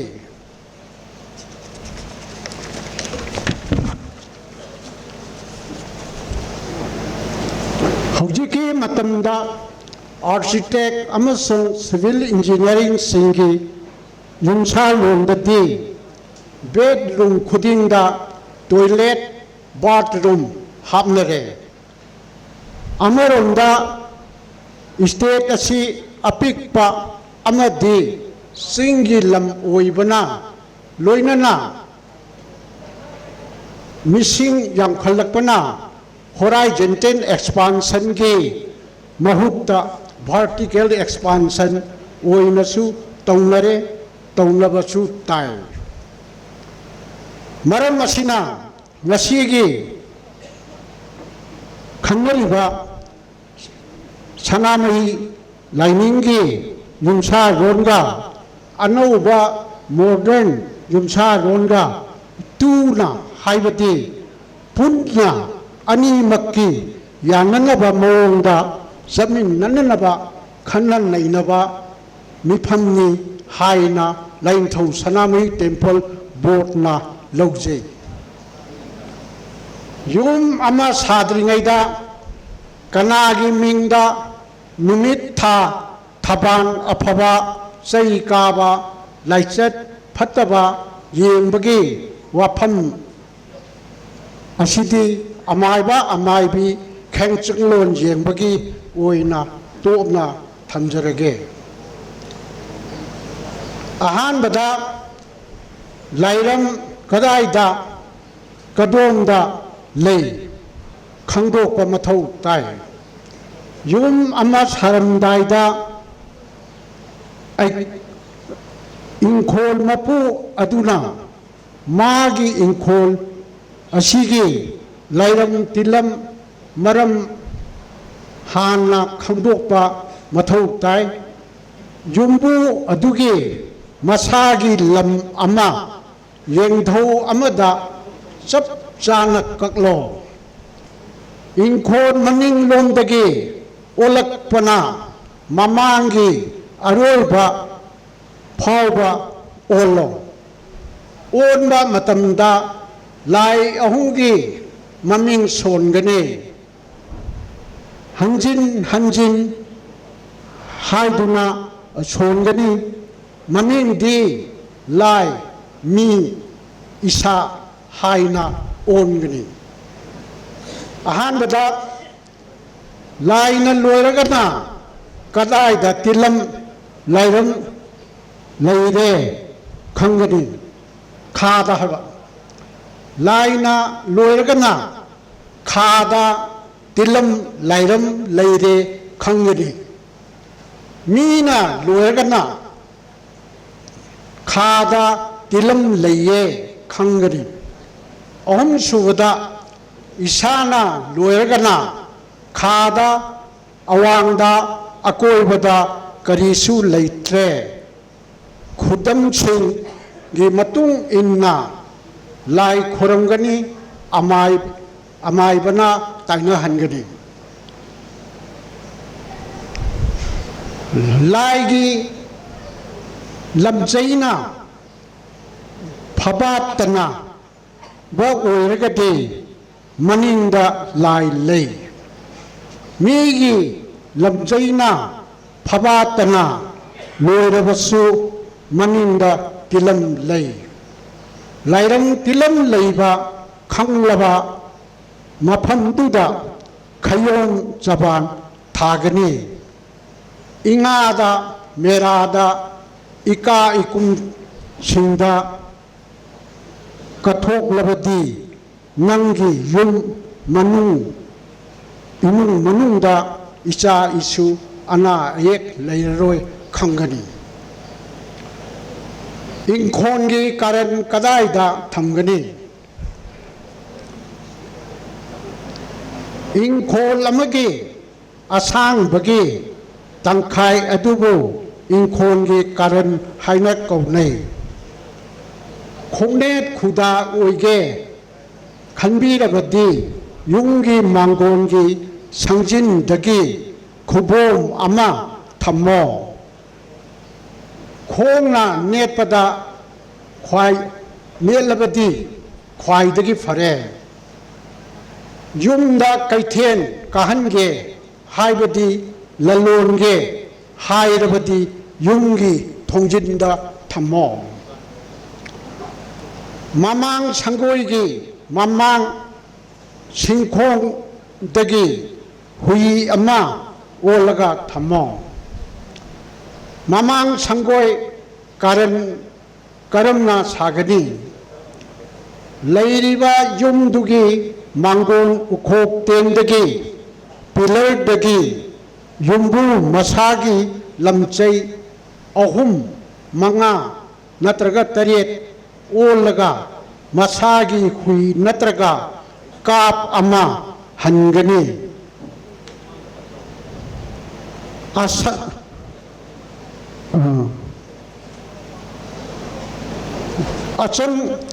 ꯃꯥꯡꯒꯣꯟꯗ ꯑꯆꯪ ꯊꯣꯛ ꯑꯃꯁꯨꯡ ꯑꯁꯤ ꯊꯣꯛ ꯊꯝꯕꯗ ꯍꯥꯏꯕꯗꯤ ꯃꯥꯡꯒꯣꯟꯒꯤ ꯆꯪꯐꯝ ꯌꯦꯟꯂꯣꯝꯗ ꯆꯪꯉꯤꯕ ꯐꯝꯃꯦꯟꯂꯣꯝꯗ ꯈꯥꯛꯏꯕ ꯃꯥꯡꯒꯣꯟꯒꯤ ꯑꯁꯤꯅ ꯑꯆꯪ ꯊꯣꯡ ꯀꯧꯏ, ꯑꯣꯏꯔꯣꯝꯗ ꯈꯥꯛꯏꯕ ꯑꯁꯤꯅ ꯑꯁꯤ ꯊꯣꯡ ꯀꯧꯏ꯫ ꯌꯦꯠꯂꯣꯝꯒꯤ ꯑꯁꯤꯅ ꯈꯔ ꯆꯥꯎꯒꯅꯤ, ꯑꯣꯏꯒꯤ ꯑꯁꯤꯅ ꯈꯔ ꯄꯤꯛꯀꯅꯤ꯫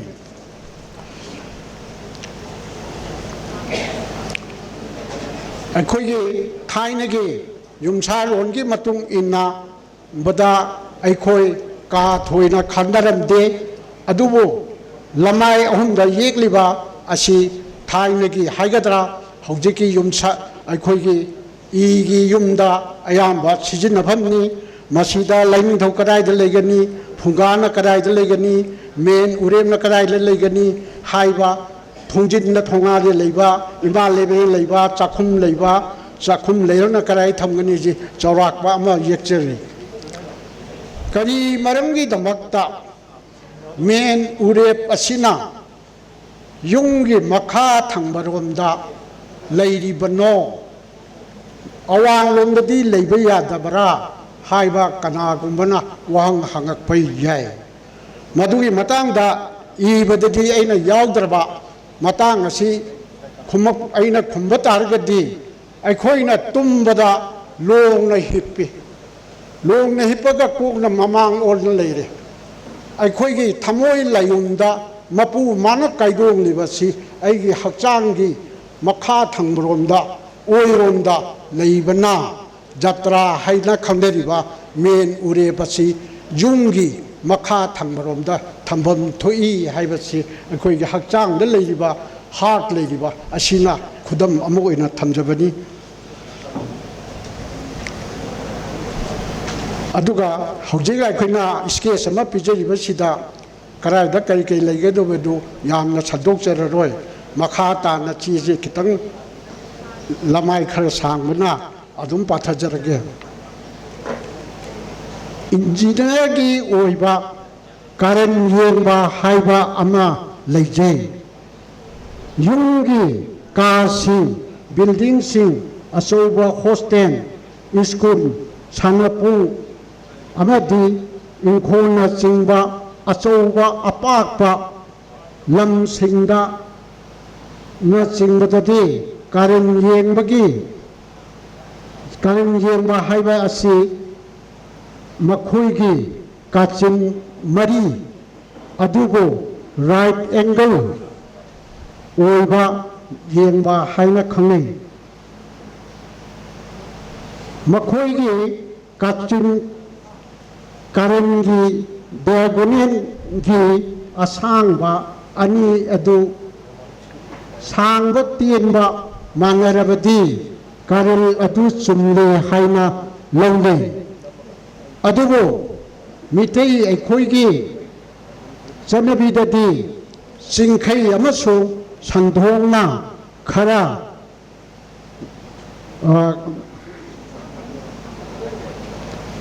ꯃꯩꯔꯝ ꯑꯃꯁꯨꯡ ꯀꯧꯕ꯭ꯔꯨ ꯀꯥꯆꯤꯟꯗꯒꯤ ꯈꯔ ꯍꯦꯟꯅ ꯇꯦꯟꯅꯩ꯫ ꯑꯁꯤꯕꯨ ꯑꯁꯦꯡꯕ ꯑꯆꯨꯝꯕ ꯀꯥꯔꯟꯅꯤ ꯍꯥꯏꯅ ꯂꯧꯅꯩ꯫ ꯏꯟꯖꯤꯅꯤꯌꯔꯁꯤꯡꯅ ꯑꯆꯧꯕ ꯑꯄꯥꯛꯄ ꯁ꯭ꯇ꯭ꯔꯛꯆꯔꯁꯤꯡꯒꯤ ꯀꯥꯔꯟ ꯑꯃꯗꯤ ꯀꯥꯆꯤꯟꯒꯤ ꯔꯥꯏꯠ ꯑꯦꯡꯒꯜ ꯌꯦꯡꯕꯗ 3, 4, 5 ꯃꯦꯊꯗ ꯑꯁꯤ ꯁꯤꯖꯤꯟꯅꯩ꯫ ꯍꯥꯏꯕꯗꯤ 3 ꯑꯃꯁꯨꯡ 4ꯅ ꯕꯦꯖ ꯑꯃꯗꯤ ꯚꯔꯇꯤꯀꯦꯜ ꯑꯣꯏꯔꯒ 5ꯅ ꯍꯥꯏꯄꯣꯇꯦꯅꯁ ꯑꯣꯏꯅꯩ꯫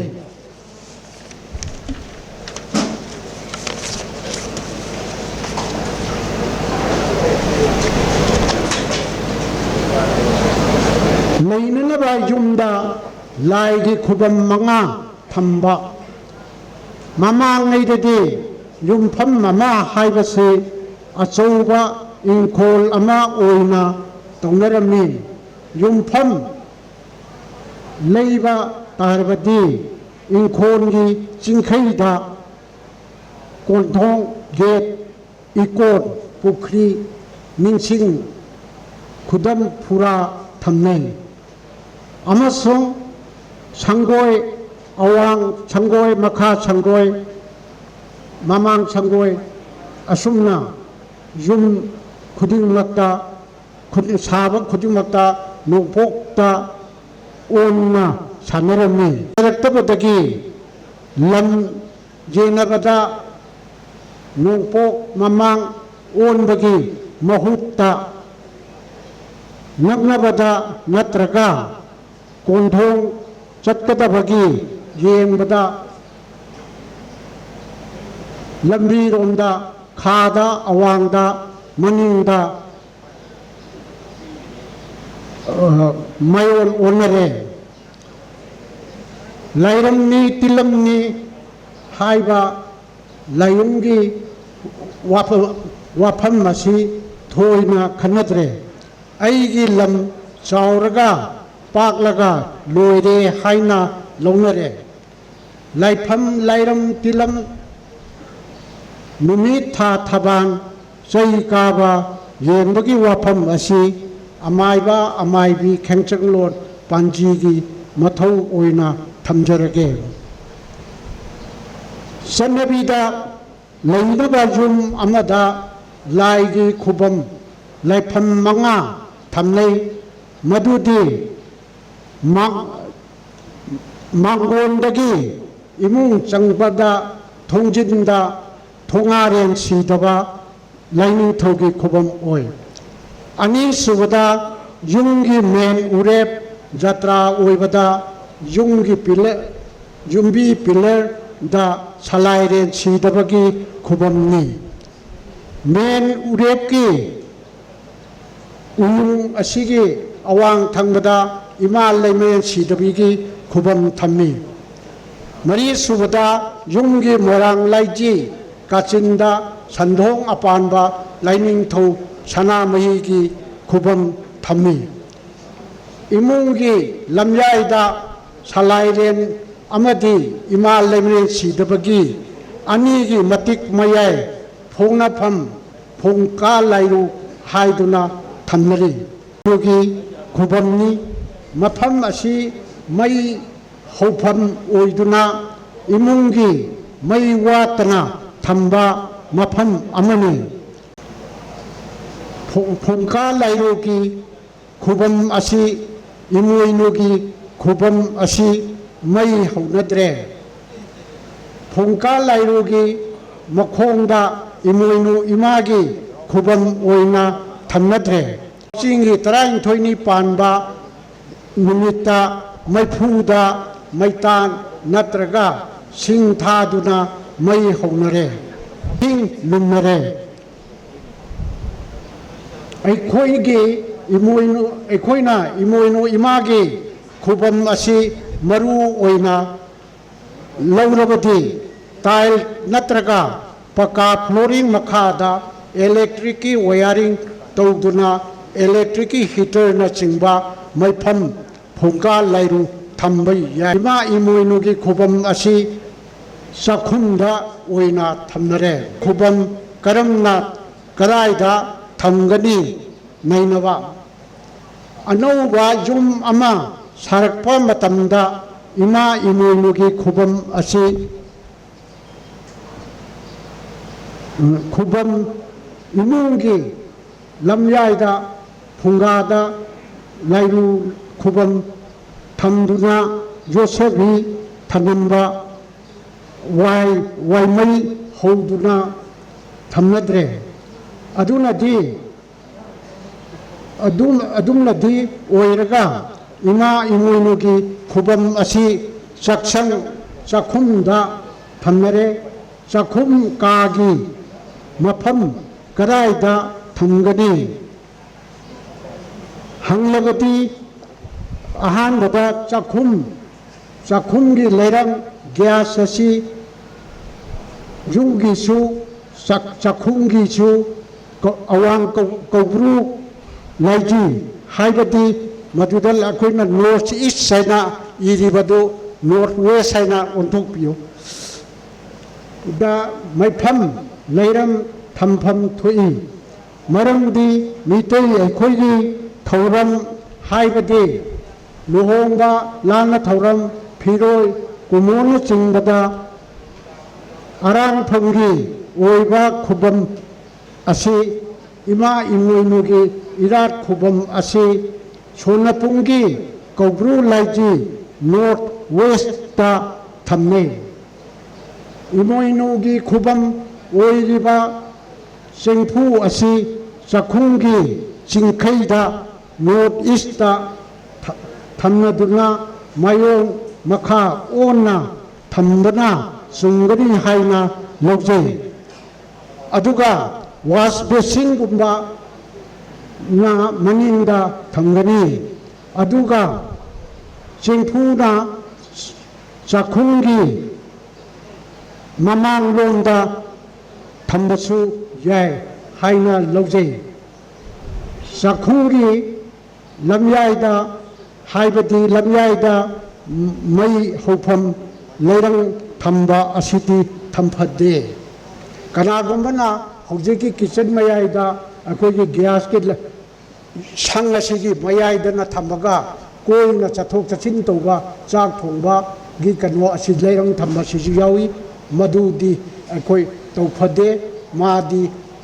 ꯑꯋꯥꯡꯂꯣꯝꯗ ꯂꯩꯔꯪ ꯊꯝꯒꯗꯕꯅꯤ ꯍꯥꯏꯅ ꯂꯧꯖꯩ ꯍꯧꯖꯤꯛꯀꯤ ꯃꯇꯝꯗ ꯂꯝꯗꯤ ꯆꯥꯎꯊꯣꯛꯐꯝ ꯂꯩꯇꯕꯅ ꯍꯣꯔꯥꯏꯖꯣꯟꯇꯦꯜ ꯑꯦꯛꯁꯄꯥꯟꯁꯟꯒꯤ ꯂꯝ ꯂꯩꯔꯛꯇꯕꯅ ꯚꯔꯇꯤꯀꯦꯜ ꯑꯦꯛꯁꯄꯥꯟꯁꯟ ꯑꯣꯏꯅ ꯆꯠꯊꯅꯔꯦ ꯍꯧꯈꯤꯕ LSTVꯒꯤ ꯕꯣꯔꯗꯅ ꯋꯥꯔꯛꯁꯣꯞ ꯇꯧꯕꯗ ꯀꯕꯨꯏ ꯅꯤꯉꯣꯜ ꯑꯃꯅ ꯋꯥꯍꯪ ꯍꯪꯈꯤ ꯋꯥꯍꯪ ꯏꯝꯐꯥꯜ ꯃꯌꯣꯟꯗ ꯂꯩꯔꯤꯕ ꯈꯨꯜ ꯅꯠꯇ꯭ꯔꯒ ꯂꯩꯀꯥꯏ ꯑꯁꯤ ꯌꯥꯝꯅ ꯄꯤꯛꯄ ꯂꯝ ꯑꯣꯏꯕꯅ ꯑꯅꯧꯕ ꯀꯥ ꯅꯠꯇ꯭ꯔꯒ ꯁꯥꯕꯗ ꯂꯝ ꯂꯩꯇꯕꯗꯒꯤ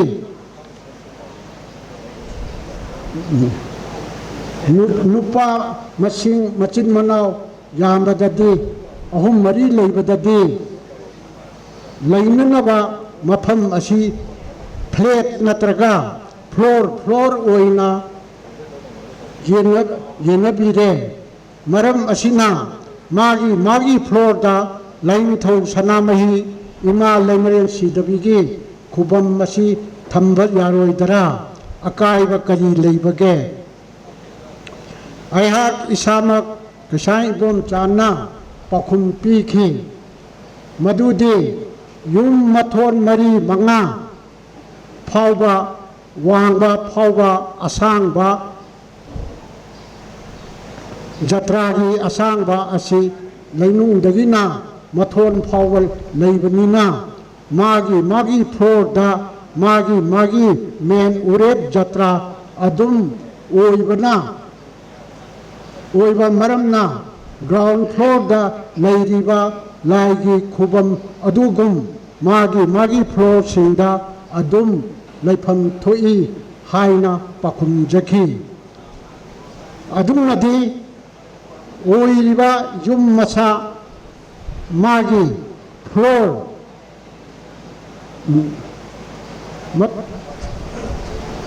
플로어 아마따기 라이닝토 아니 레이마렌 아니 레이바디 야데 플로어 아마다 레이바디 야데 아두나 마람디 쿰 아마 컵다다 자트라 아니 디 수데 라이디 쿠팜싱 아시 피지 피나나 홈다바 속다나바 마팜 오이가니 라이기 쿠밤가 토일렛 아망 산가 당나바 또호이데 아돔 오이나마 바트룸 와스베신 유리넨가 당나바 하이바디 왈 아맛 तगा खनबदी याय वा अमन खलबदी याय कैराक मखादा टॉयलेट मखादा लाइगी खुबम थमफदे परिंग लांगसंग युम अमा साब मतमदा सागदोरिबा युम अदु कयाम करमना बमफमदा सागनी कयाम पाकपा सांगबा ओइगनी का कया लेगनी कदाइदा लाइगी खुबम थमगनी हाइबना चिंबा चप चाबा फिरे खंगदोकपा खंगदोकलगा अरेपा फिरे अमा सेम साबबु परिंग लांगसंग हुनबा नत्रगा परिंग तिंबा हाइना खंगै परिंग हुनबा मतमदा कागी पिकपा चावबगी वाफम नतना युंगी अमदी कागी मायोन संफम थोकफम थंगबदा थंगबा याबा यादबा मथक्ता लैबा याबा यादबा खायुम लायुमना चिंबा निंथीना ममुत ताना खंदोक हौनगनी मरम असिना परिंग हुनबगी थबक असि मिते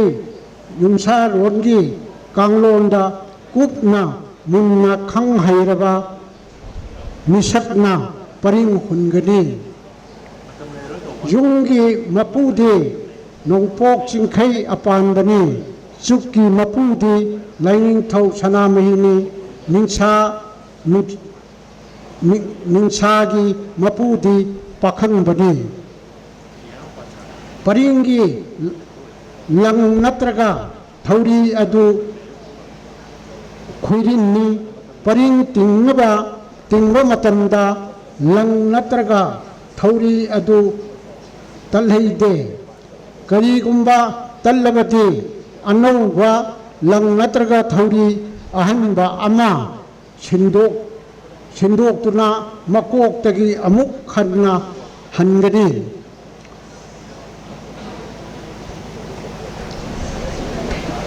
फमेंगी सूंगी ममिंगदी चेंगारेन कवे फमेंगी सुक युंगबदा चेंगारेन नंगदी खुबम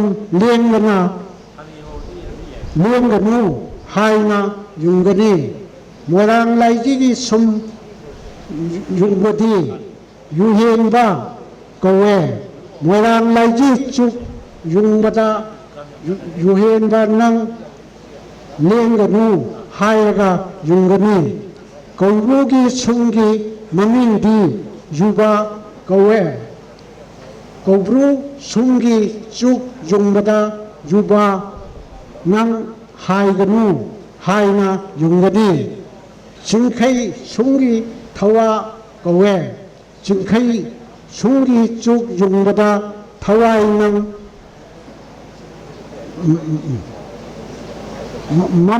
ममाई लेंगनु हायना युंगनी परिंगना सलाइरेन सीदबनी लाइसंगना इमालोनी परिंगना इपानी लाइसंगना इमानी परिंग लांगसंग हुनबगी थौरम युम अमा साबगी परिंग लांगसंग हुनबगी यामना मरु ओइबा अमदे अफबा थौरम अमनी थौरम असी सोइदा नामदनबा अफबा कांगलोन चुम्बा युम अमा ओइनबा नुंगाई याइफना पानबा nganaba कांगलोन खंबा चुमना परिंग लांगसंग हुनबा ताई पोचंग परिंग लांगसंग हुनबदा तौगदबा थौरम मसिगी चंगदबा पोचंग पोलमसिंग अदु युम अदुगी युम्बु दुगी लमयाय कारिंदा फी मराक ताइबा अमा थमलगा चेंग लुक अहुम हाकनी ꯊꯥꯔꯤꯕ ꯐꯤ ꯑꯗꯨꯗ ꯄꯔꯤꯡ ꯇꯤꯡꯕꯗ ꯌꯥꯎꯒꯗꯕ ꯄꯣꯠꯆꯪꯁꯤꯡ ꯍꯥꯏꯕꯗꯤ ꯂꯐꯣꯏ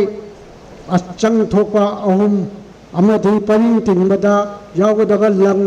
ꯊꯧꯔꯤꯅꯆꯤꯡꯕ ꯆꯨꯛꯅꯆꯤꯡꯕ ꯑꯗꯨ ꯊꯝꯒꯅꯤ ꯁꯤꯜꯂꯤ ꯂꯥꯡꯂꯤꯕ ꯃꯤꯑꯣꯏꯁꯤꯡ ꯑꯗꯨ ꯄꯣꯠꯆꯪ ꯊꯝꯐꯝꯗ ꯇꯥꯏꯔꯦꯟ ꯄꯨꯡꯐꯥꯏ ꯑꯃꯁꯨꯡ ꯂꯥꯡꯊꯩ 3ꯅ ꯅꯥꯍꯩ ꯐꯨ ꯑꯃꯗ ꯍꯥꯞꯂꯒ ꯅꯥꯍꯩꯔꯣꯟ ꯁꯣꯟꯗꯨꯅ ꯁꯦꯡꯗꯣꯛꯀꯅꯤ ꯆꯨꯛ ꯌꯨꯡꯕ ꯄꯔꯤꯡ ꯄꯥꯏꯕ ꯌꯨꯝ ꯑꯃ ꯅꯧꯅ ꯁꯥꯕꯒꯤ ꯌꯨꯝ ꯇꯝꯕ ꯃꯇꯝꯗ ꯃꯤ ꯑꯗꯨꯒꯤ ꯄꯔꯤꯡ ꯄꯥꯏꯒꯗꯕ ꯃꯤꯁꯛ ꯆꯨꯛ ꯌꯨꯡꯒꯗꯕ ꯃꯤꯒꯤ ꯃꯄꯣꯛ ꯅꯨꯃꯤꯠ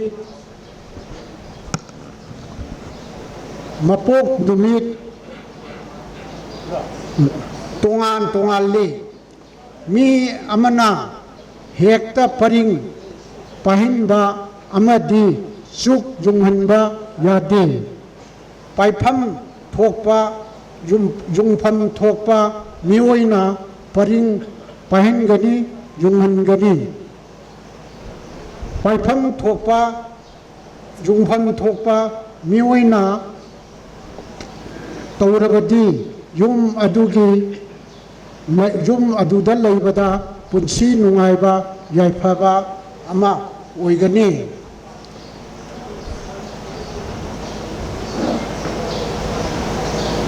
ꯆꯥꯕ ꯊꯛꯄ ꯋꯥꯠꯂꯣꯏ ꯃꯤꯡꯆꯠ ꯆꯠꯄ ꯃꯤꯊꯣꯏ ꯃꯤꯍꯦꯟꯕ ꯐꯪꯒꯅꯤ ꯃꯤꯠꯁꯤ ꯈꯤꯇꯪ ꯕ꯭ꯂꯔ ꯑꯣꯏꯕ ꯑꯗꯨꯅꯅꯤ ꯌꯥꯝ ꯋꯥꯔꯧꯕꯤꯕ ꯌꯥꯗꯦ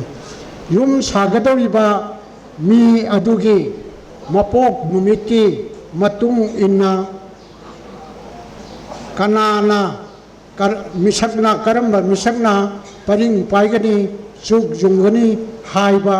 ꯃꯄꯣꯛ ꯅꯨꯃꯤꯠꯀꯤ ꯃꯇꯨꯡ ꯏꯟꯒꯅꯤ ꯅꯣꯡꯃꯥꯏꯖꯤꯡ ꯄꯣꯛꯄ ꯃꯤꯅ ꯌꯨꯝ ꯁꯥꯔꯕꯗꯤ ꯁꯒꯣꯜꯁꯦꯟ ꯄꯣꯛꯄ ꯃꯤꯅ ꯄꯔꯤꯡ ꯇꯤꯡꯒꯅꯤ ꯊꯥꯡꯖ ꯄꯣꯛꯄ ꯃꯤꯅ ꯆꯨꯛ ꯌꯨꯡꯒꯅꯤ ꯅꯤꯡꯊꯧꯀꯥꯕ ꯄꯣꯛꯄ ꯃꯤꯅ ꯌꯨꯝ ꯁꯥꯕ ꯇꯥꯔꯕꯗꯤ ꯏꯔꯥꯏ ꯅꯠꯇ꯭ꯔꯒ ꯊꯥꯡꯖ ꯄꯣꯛꯄ ꯃꯤꯅ ꯄꯔꯤꯡ ꯄꯥꯏꯒꯅꯤ ꯅꯣꯡꯃꯥꯏꯖꯤꯡ ꯄꯣꯛꯄ ꯃꯤꯅ ꯆꯨꯛ ꯌꯨꯡꯒꯅꯤ ꯂꯩꯄꯥꯛ ꯄꯣꯛꯄ ꯃꯤꯅ ꯌꯨꯝ ꯁꯥꯔꯕꯗꯤ ꯅꯣꯡꯃꯥꯏꯖꯤꯡ ꯅꯠꯇ꯭ꯔꯒ ꯊꯥꯡꯖ ꯄꯣꯛꯄ ꯃꯤꯅ ꯄꯔꯤꯡ ꯄꯥꯏꯒꯅꯤ ꯅꯤꯡꯊꯧꯀꯥꯕ ꯄꯣꯛꯄ ꯃꯤꯅ ꯆꯨꯛ ꯌꯨꯡꯒꯅꯤ ꯌꯨꯝꯁꯀꯩꯁ ꯄꯣꯛꯄ ꯃꯤꯅ yum sarvati nomaijing natraga ningthaukaaba pokpa mina paring paigani lepa pokpa pa mina suk jungani sagonchen pokpa mina yum sarvati ningthaukaaba natraga lepa pokpa mina lepa pokpa mina paring paigani sagojen pokpa mina suk jungani ilai pokpa mina yum sarvati lepa pokpa natraga yumsa kaisa pokpa mina paring paigani sagonjen numitta pokpa mina suk jungani thangja pokpa mina yum sarvati yumsa kaisa natraga sagonjen pokpa mina paring tingani irai pokona suk jungani kayatpa yum ama sadringaida yum madugi ka masing kayam pakpa sangba magi lamgi pakpa chawba adugi matung inna mayongi matung inna yum amagi ka yatpa matamda ka masing asi mapan taret manga mari ꯑꯍꯨꯝ ꯍꯥꯏꯅ ꯆꯠꯅꯩ ꯃꯃꯥꯡꯉꯩꯗꯗꯤ ꯂꯩꯒꯗꯧꯔꯤꯕ ꯃꯤꯑꯣꯏ ꯑꯗꯨꯒꯤ ꯃꯇꯤꯛ ꯃꯌꯥꯏ ꯍꯥꯏꯕꯗꯤ ꯃꯤ ꯑꯗꯨꯒꯤ ꯊꯥꯛꯀꯤ ꯃꯇꯨꯡ ꯏꯟꯅ ꯀꯥꯒꯤ ꯃꯁꯤꯡꯁꯨ ꯂꯩꯔꯝꯃꯤ ꯈꯨꯗꯝ ꯑꯣꯏꯅ ꯅꯤꯡꯊꯧꯅ ꯂꯩꯒꯗꯕ ꯁꯅꯥ ꯁꯪꯒꯥꯏ ꯀꯥ 9 ꯑꯉꯝ ꯑꯊꯧꯅ ꯐꯝꯅꯥꯏꯕꯅ ꯂꯩꯒꯗꯕꯅ ꯀꯥ 8 ꯃꯤꯆꯝꯅ ꯂꯩꯒꯗꯕꯅ ꯀꯥ 5 4 3 ꯍꯥꯏꯅ ꯆꯠꯅꯩ ꯍꯥꯏꯔꯤꯕꯁꯤ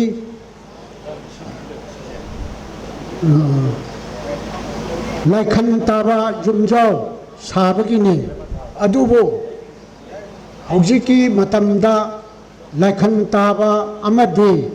ꯂꯝ ꯌꯦꯟꯊꯣꯛꯅꯕꯗ ꯈꯥ ꯋꯥꯡ ꯐꯩꯅ ꯁꯥꯗꯕ ꯌꯥꯗꯕ ꯑꯃꯁꯨ ꯂꯥꯛꯂꯦ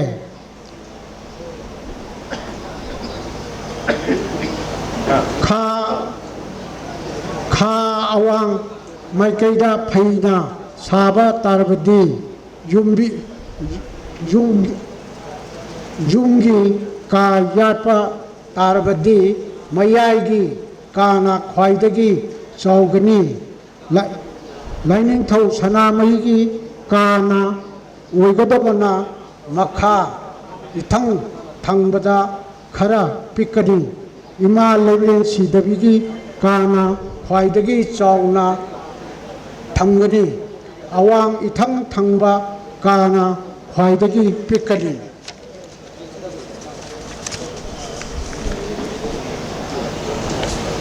ꯂꯃꯥꯏ ꯅꯤꯄꯥꯟꯗ ꯃꯃꯥꯡ ꯁꯪꯒꯣꯏ ꯑꯋꯥꯡ ꯁꯪꯒꯣꯏ ꯃꯈꯥ ꯁꯪꯒꯣꯏ ꯑꯁꯤ ꯊꯝꯖꯔꯦ ꯂꯥꯏꯁꯪ ꯁꯥꯕꯒꯤꯁꯨ ꯁꯤꯗꯩꯁꯤꯗ ꯀꯗꯥꯏꯗ ꯃꯦꯟ ꯎꯔꯦꯞ ꯊꯝꯒꯗꯒꯦ ꯍꯥꯏꯕ ꯑꯗꯨ ꯌꯦꯛꯄꯁꯤꯗ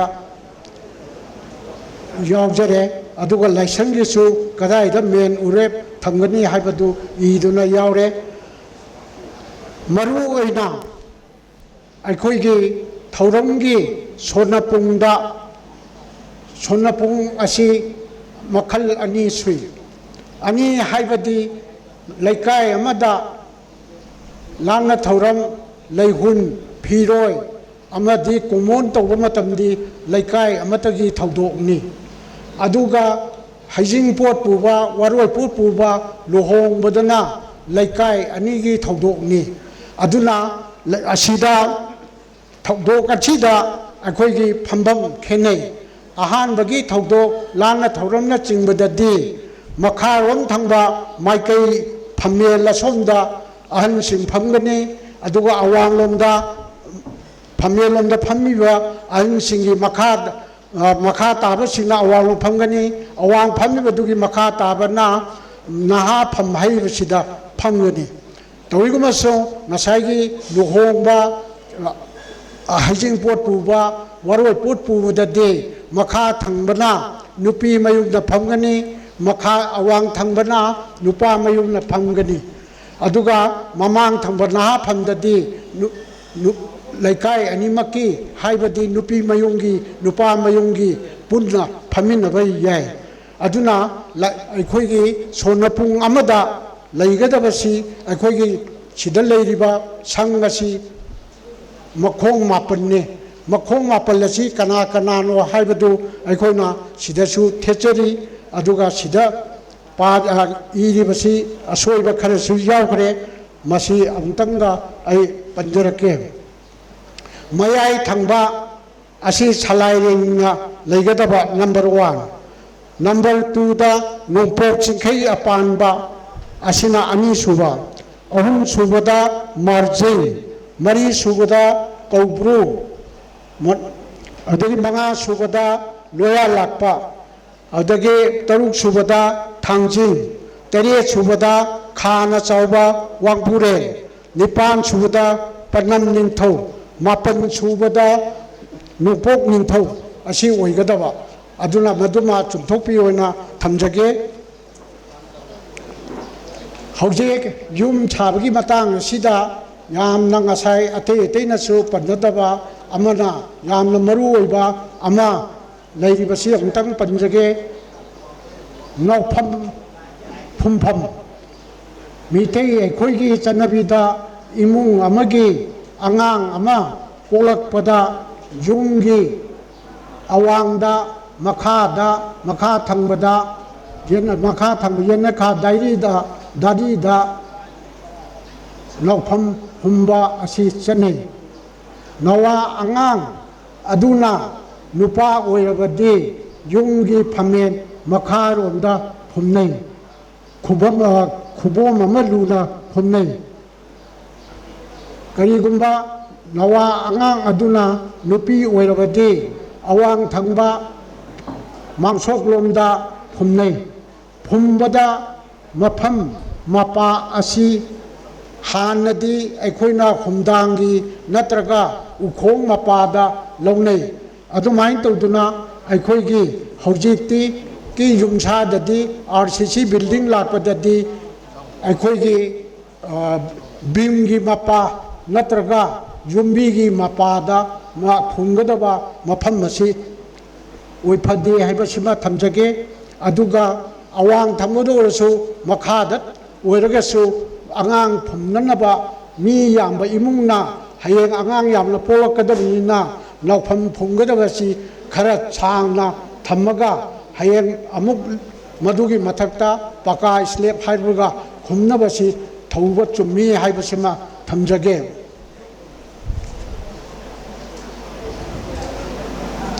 ꯈꯦꯡꯆꯪꯂꯣꯟꯒꯤ ꯃꯇꯥꯡꯗ ꯈꯖꯤꯛꯇꯪ ꯊꯝꯖꯔꯝꯒꯦ ꯑꯩꯈꯣꯏ ꯑꯁꯤ ꯀꯩꯒꯨꯝꯕ ꯃꯇꯝꯗ ꯄꯥꯟꯖꯤꯗ ꯍꯦꯛꯇ ꯀꯩꯅꯣꯝ ꯇꯧꯕꯗ ꯆꯠꯄꯁꯤ ꯆꯠꯇ꯭ꯔꯁꯨ ꯌꯥꯕ ꯑꯩꯈꯣꯏ ꯏꯁꯥꯅ ꯊꯧꯔꯝ ꯃꯆꯥ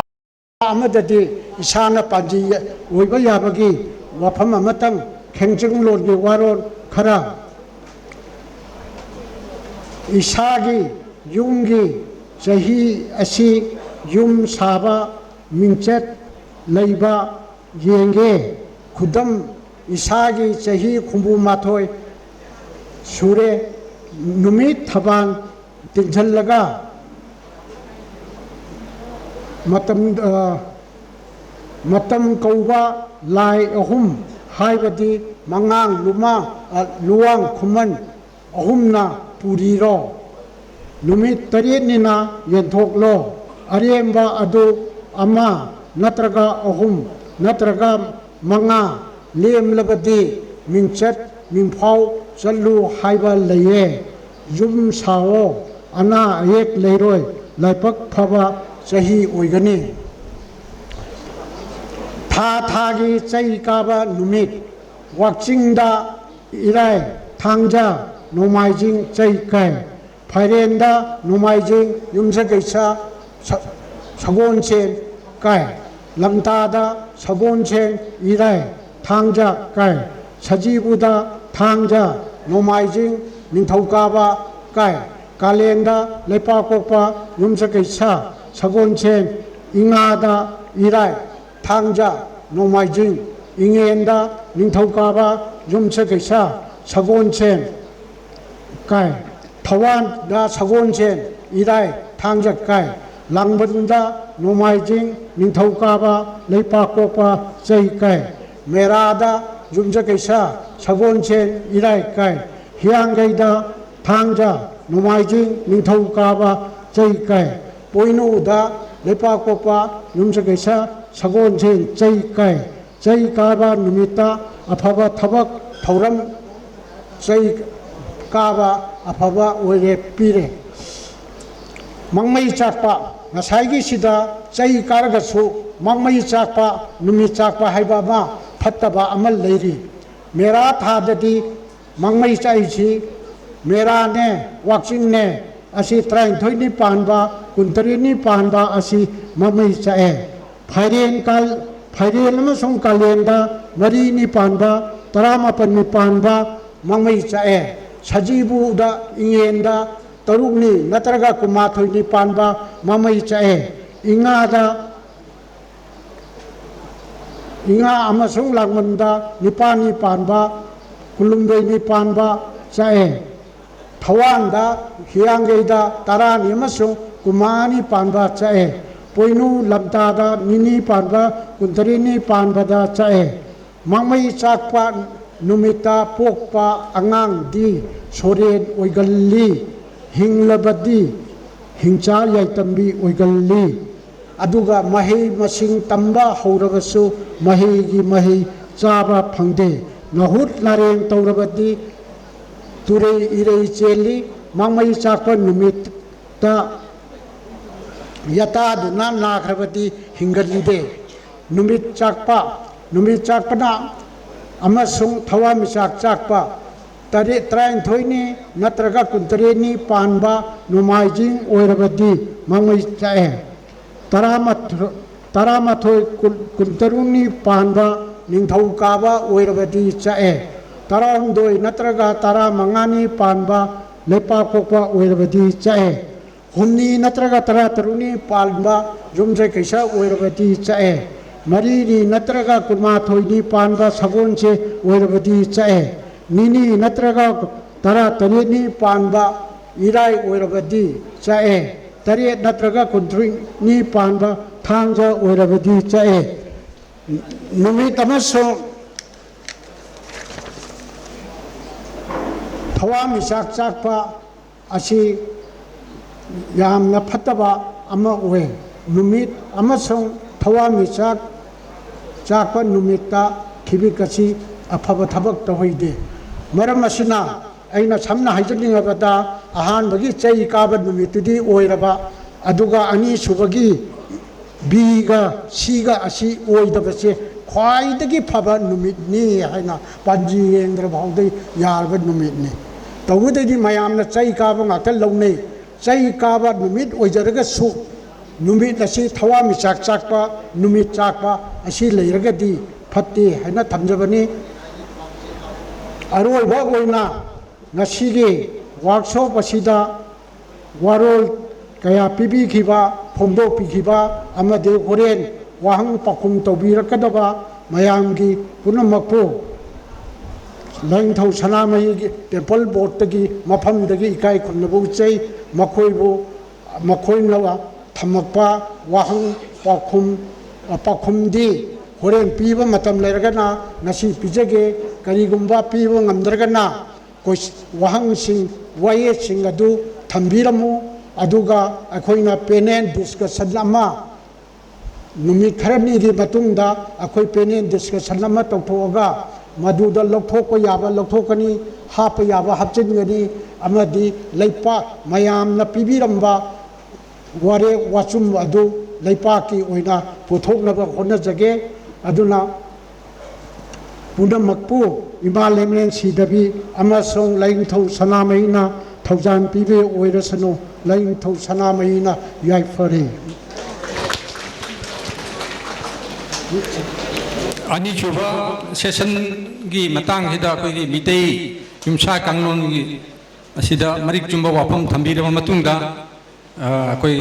मयाम पनुतगे कमता हाइते पुंखाय मतंग टी ब्रेक अमतंग लोगजगे